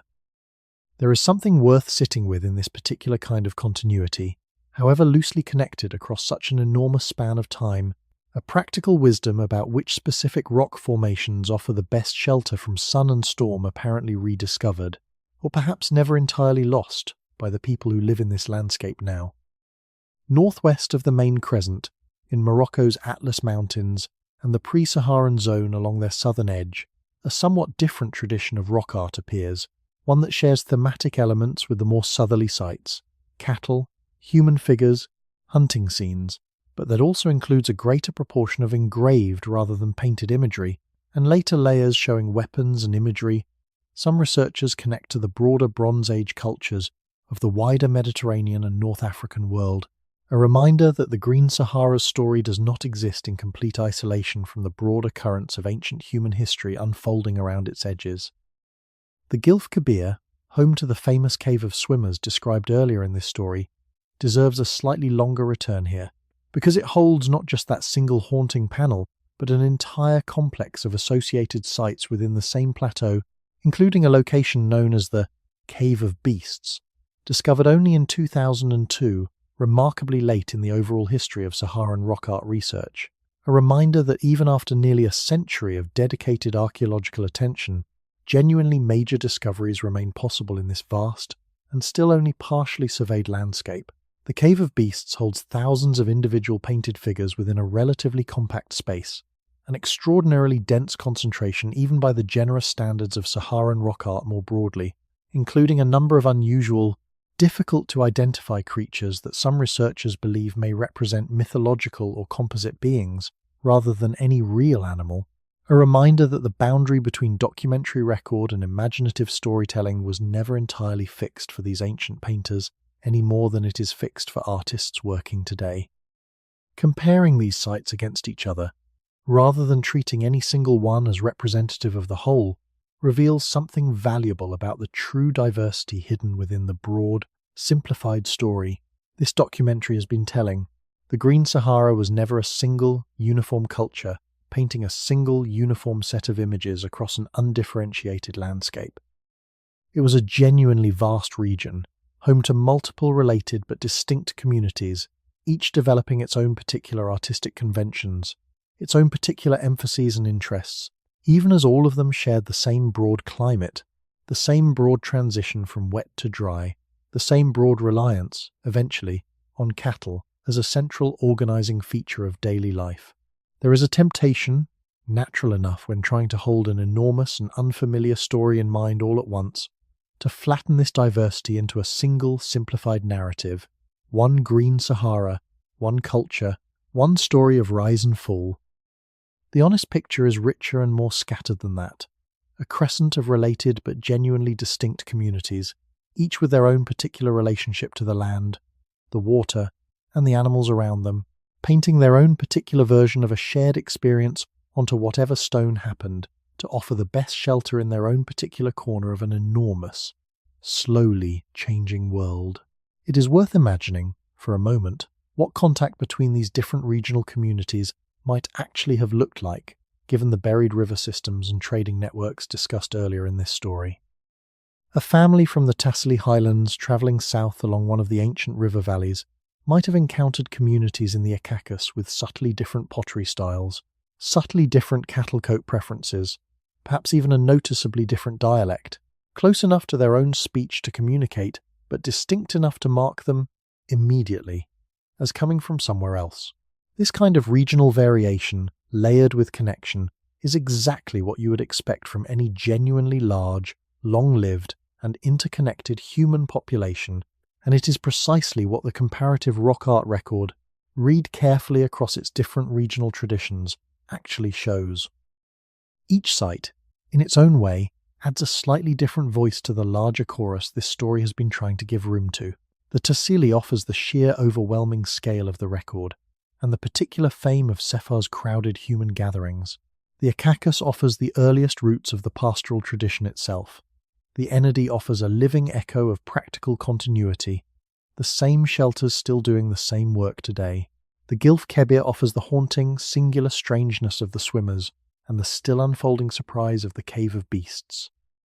Together, they do not tell one single story so much as they harmonize different voices describing, from different angles and in different regional accents, the very same vanished paradise. There are, beyond even these major named ranges, dozens of smaller, less thoroughly surveyed pockets of rock art scattered across the wider Sahara, in the Hoggar Mountains of southern Algeria, in isolated outcrops across Mauritania and northern Mali, in scattered sites through Sudan's western desert that remain, even now, only partially catalogued by researchers working in what continues to be one of the most logistically difficult research environments anywhere on Earth. Every few years brings word of another previously unrecorded panel, another small cluster of painted figures found by a passing geologist or a local guide, a reminder that the full extent of this painted record has likely still not been completely mapped, even after nearly a century of dedicated study. This ongoing incompleteness is worth holding gently rather than anxiously, because it means the story this documentary has told tonight is not, in any real sense, finished or closed. Somewhere out in the vast, largely unpopulated stretches of the central Sahara, in a canyon or a rock shelter that no researcher has yet properly surveyed, there is a real possibility that more painted evidence of this vanished world is still waiting, patiently, exactly as the Tassili waited for nearly 10,000 years before Charles Brenans happened to kneel in the right patch of sand. Let all of these different painted highlands rest together now in your mind, scattered like separate low fires across an enormous darkened landscape, each one its own small, particular flicker of human memory, and yet each one connected, however loosely, by the same rivers, the same rains, the same slow wobble of the Earth's axis that gave them all, for a handful of generations that felt, to the people living through them, like they might simply go on forever, a green and generous world to call their own. There is a final layer to the painted record of the Sahara, thinner and more scattered than the great cattle panels that came before it, but worth pausing on before this story lets the desert settle fully into the silence it eventually earned. As the humid period drew to its slow close in region after region, the imagery on the rock shelter walls changed one more time, and the animal at the centre of that final change tells its own quiet story about just how completely the land had transformed by the time it appeared. The horse arrives in the Saharan rock art record relatively late, appearing with real consistency only in the final centuries of the pastoral era, often in scenes that show a markedly different relationship between people and animal than the earlier cattle imagery does. Where cattle are shown grazing, being milked, walking in unhurried herds beside their keepers, horses in the later panels are frequently shown pulling light, two-wheeled chariots, sometimes at a full gallop, rendered with a distinctive stylized speed that some researchers have nicknamed the flying gallop. legs stretched impossibly forward and back in a pose that captures motion rather than rest. This shift matters because it suggests something beyond a simple change in preferred livestock. Horses and chariots imply longer distance travel, more organized trade or military activity, a world becoming, in some sense, more connected across greater distances, even as the immediate local environment was becoming markedly less generous. Some researchers have proposed that these chariot routes, traced through clusters of associated rock art sites, may mark the earliest versions of trans-Saharan trade corridors, routes that would, many centuries later, carry gold, salt, and eventually enslaved people between West Africa and the Mediterranean world, an uncomfortable thread of continuity worth naming honestly, even within a story mostly concerned with the ancient past. But horses, for all their appearance in this final artistic layer, were never well suited to the desert the Sahara was becoming. They require regular water, cannot travel far between wells, and struggle badly with the extreme heat and sparse forage of a true arid environment. The horse's period of prominence in the rock art record was, in retrospect, transitional at best, a brief chapter belonging to a landscape that still retained enough residual grass and water to make horsekeeping viable, even as that same landscape grew steadily less hospitable with each passing generation. The animal that ultimately proved suited to what the Sahara was becoming arrived later still, and its appearance in the rock art record marks, more clearly than almost any other single detail, the final closing of the world this story has been describing. The dromedary camel, adapted through a long evolutionary history to exactly the kind of extreme heat, water scarcity, and sparse forage that now define the Sahara almost everywhere, appears in the youngest layers of painted and engraved imagery, typically dated to within the last 2,000 to 3,000 years, well after the great cattle herds and their attendant lakes had already retreated far to the south. There is something almost unbearably direct about reading this final transition in sequence, cattle giving way to horses, giving way to camels, laid out across the very same rock faces, where each earlier layer still remains visible beneath or beside the next. It is possible, at certain especially well-preserved sites, to trace with your own eyes the entire arc of this story condensed onto a single stretch of stone, a giraffe from the wettest centuries, painted over or beside a herd of cattle from the height of the pastoral era, itself layered near a galloping chariot horse from the drier transitional period, and finally, sometimes on the very same panel, the unmistakable double-humped silhouette of a camel from an era when the desert had become, for all practical purposes, exactly the landscape it remains today. The camel's arrival did not simply mark an ending, though. It also, in its own way, opened a new and genuinely remarkable chapter of human adaptation to the Sahara, one this story has largely left aside in favour of the deeper, greener past, but which deserves at least brief acknowledgement here.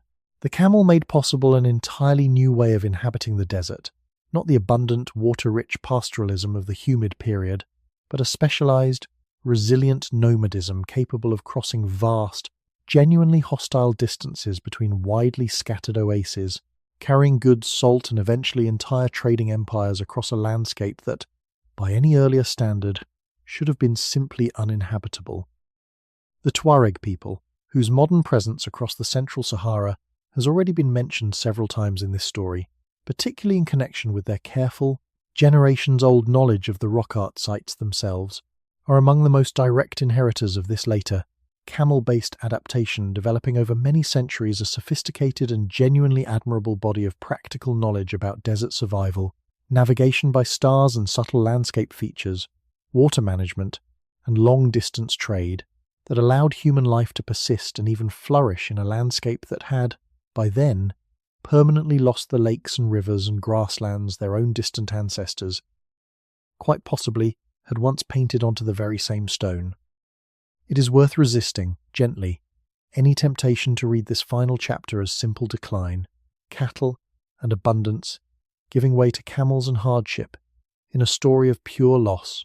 What actually happened was adaptation, remarkable in its own right, a demonstration that human ingenuity could find a way to remain connected to this landscape even after the specific, generous version of it that the earlier chapters of this story have described had become permanently unavailable. The people who developed camel nomadism did not simply endure the desert. In important ways, over subsequent centuries, they came to know it, to navigate it, and even to find a genuine, hard-won kind of beauty and meaning within it, in ways that the earlier cattle herders, for all their evident love of their green world, likely never needed to develop. There is a particular kind of grace worth sitting with in this final image, the same grace this story has returned to several times already in different forms.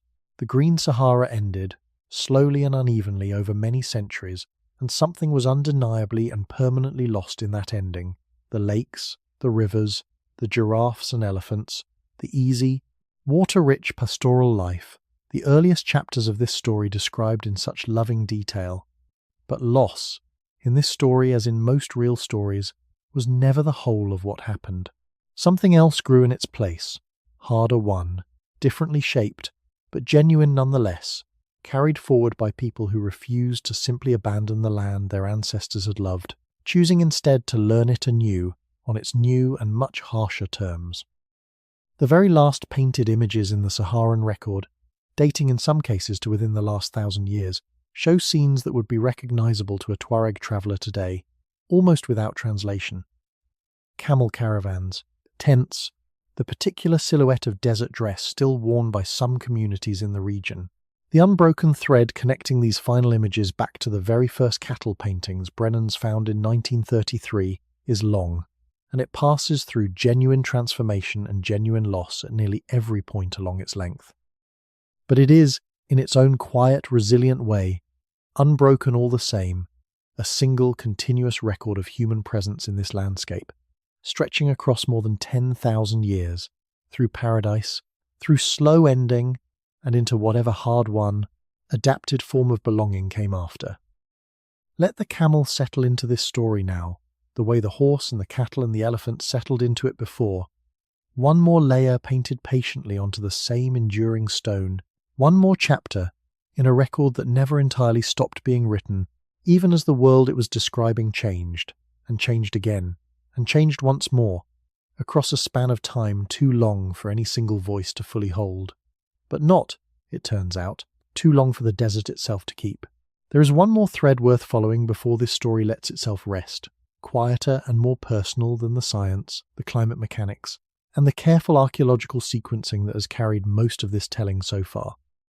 It has to do with what it might actually have felt like, in the deepest and most ordinary sense, to be a person who loved a particular landscape enough to spend real, considered effort recording it, without any expectation of an audience beyond your own family and community, without any concept of the 10,000 years that would eventually separate your work from the moment it would finally, truly be seen again. Think for a moment about why anyone paints anything at all, not the scientific or anthropological explanations, useful as they are, but the simple, personal impulse underneath them.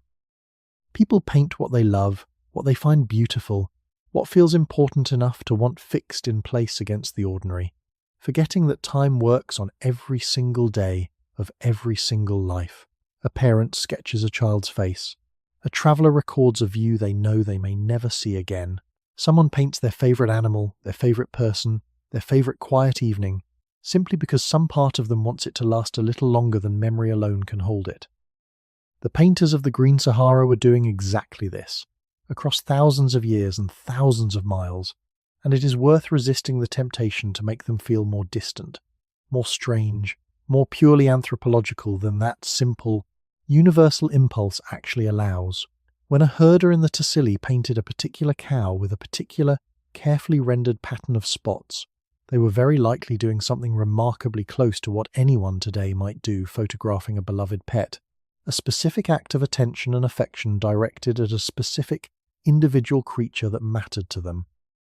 When a family gathered at Sefar, arranged in the loose, unposed groupings that still survive on that crowded rock face today, someone among them chose to record that gathering, not as myth, not as instruction, but simply as memory, a moment worth keeping precisely because it felt, in whatever way such things always feel, worth keeping. There is no reason to believe the impulse behind that choice was any different in kind from the impulse that leads a person today to keep an old photograph, worn soft at the corners, of a family gathered around a table on some otherwise unremarkable evening, decades ago, everyone in the picture, younger than they can now quite believe. This is, in the end, perhaps the truest bridge across the 10,000-year gap this whole story has been trying to close. Not shared language, since none survives. Not shared belief, since so much of what the painters believed remains genuinely unrecoverable. But shared instinct, the simple, stubborn, universally human refusal to let the things and people we love pass entirely without a trace. The quiet insistence that some record, however imperfect, however eventually faded by 10,000 years of sun, is better than none at all. There is a particular kind of comfort available in recognizing this shared instinct, especially at the end of a long story concerned, in large part, with loss. The Green Sahara itself is gone, completely and irreversibly, at least on any timescale meaningful to a human life. The lakes will not refill within any lifetime that will ever exist to see them. The elephants will not return to browse the acacia trees at the edge of a grassland that no longer exists to hold them. And yet something did survive, something that mattered enough to the people living through that loss that they spent real, considered effort making sure it would, and it did. Consider what this suggests about the deeper purpose behind so much of what humans have always chosen to make, across every culture, every era, every landscape this species has ever inhabited. Not simply practical tools built to solve immediate problems, though there were plenty of those too, but images, songs, stories, monuments, gestures of memory built with no immediate practical use at all, beyond the simple, profound desire to be remembered, to have loved something enough that the love itself leaves a mark durable enough to outlast the person who felt it. The painters of the Green Sahara could not have known, kneeling in the shade of a rock overhang with a handful of ground ochre and a frayed twig for a brush, that their particular gesture of memory would prove more durable than almost any other kind of record. Their entire civilization would leave behind, more durable than their language, more durable than their names, more durable, in the end, than the very world they were so carefully trying to preserve. They simply painted what they loved, as carefully and as patiently as they knew how, and trusted the rest to whatever came after. That trust, offered across such an enormous, unknowable span of time, deserves to be honoured gently rather than analysed too clinically, and perhaps the most honest way to honour it is simply this: to let the paintings be what they always were, before any of the science arrived to explain them, before any satellite mapped the rivers beneath them, before any ice core confirmed the climate that made them possible. A herd of cattle, walking patiently across a rock face, tended by people who loved them, a family, gathered together on an ordinary evening that felt, at the time, like it would simply go on forever. A mother laid to rest with 2 children and a scattering of flowers, arranged with a care that needs no translation across any distance of language, culture, or time. This is what the desert kept, in the end, more than any single fact about monsoon patterns or grazing pressure, or the precise dating of a particular pigment layer. It kept the evidence of love, offered patiently across 10,000 years, from people who could not have known whether anyone would ever receive it, but who made it anyway, because that is, in the end, simply what people do, in every landscape, in every era, faced with a world they know they will not get to keep forever. Let that be the thought that carries you the rest of the way into sleep tonight, gentler than any single fact this story has offered. Somewhere in a shaded rock shelter, in a desert that used to be a paradise, a herd of painted cattle is still walking, patient and unhurried, exactly as they have walked for 10,000 years, waiting the way only stone can wait, for however long it takes, for whoever comes next. Before this story lets you go fully into sleep, it is worth sitting for a few final, quiet minutes with the sheer scale of time this whole telling has been asking you to hold, because that scale is, in its own strange way, one of the gentlest parts of the entire story rather than one of its more difficult ones. 10,000 years is difficult to picture directly, so it helps sometimes to borrow a smaller, more manageable image to stand in for it. Picture a single grain of sand resting in your open palm.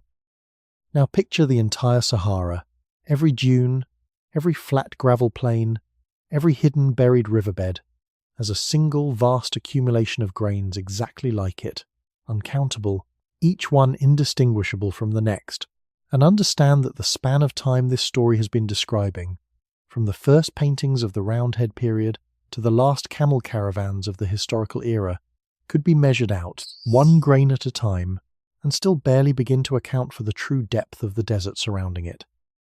And yet within that overwhelming, almost incomprehensible span, individual human lives were lived at exactly the same pace they are lived today, one ordinary morning following another, one meal prepared, one child taught to recognize a particular cow by the pattern of her spots, one evening spent watching the sky change color over a lake that, to the person watching it, felt as permanent and unremarkable as any lake anywhere has ever felt to anyone standing beside it. This is worth holding on to gently as you drift now, because it closes the distance between that ancient world and your own, far more completely than any single fact about pollen cores or radar imaging ever could. The scale of geological time is vast, almost beyond imagining. The scale of a single human life, inside that time, was never any different than it is for you tonight, made of ordinary hours, ordinary meals, ordinary evenings, one following another, each one felt fully in its own moment by someone who had no way of knowing how it would eventually fit into a story so much larger than themselves. The paintings endured because stone is patient, in a way that flesh and memory are not, but the people who made them were not patient in that same slow geological sense. They were exactly as impatient, as present, as fully alive inside each individual day as you are right now, listening to this in the dark, letting the weight of your own single day finally begin to loosen and fall away. Let the grains of sand settle now, each one carrying, if you choose to imagine it this way, some faint, unprovable trace of everything this story has described: a painted giraffe, a buried river, a mother's careful arrangement of flowers around a small grave, a wobble in the sky too slow for any single life to feel directly, and yet somehow, across the widest gap of time this story could ask you to cross, still close enough tonight to reach. Thank you so much for watching. If you'd like to see more videos like this, please consider leaving a like and subscribing to the channel. It really helps us keep making more content.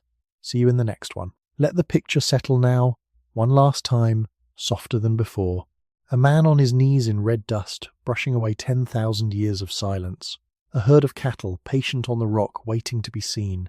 Somewhere beneath the sand that surrounds you now, if you let yourself imagine it, a river is still moving, slow and unseen, carrying water that fell as rain longer ago than any story can properly hold. The lake is still there too, in its way, not on the surface anymore, not for the eye to find, but underneath, in the deep stone dark, kept safe the way the paintings were kept safe, waiting the way patient things wait, without hurry, without doubt that someday, somehow, they will be found again. You do not need to carry any more of this story than you already have.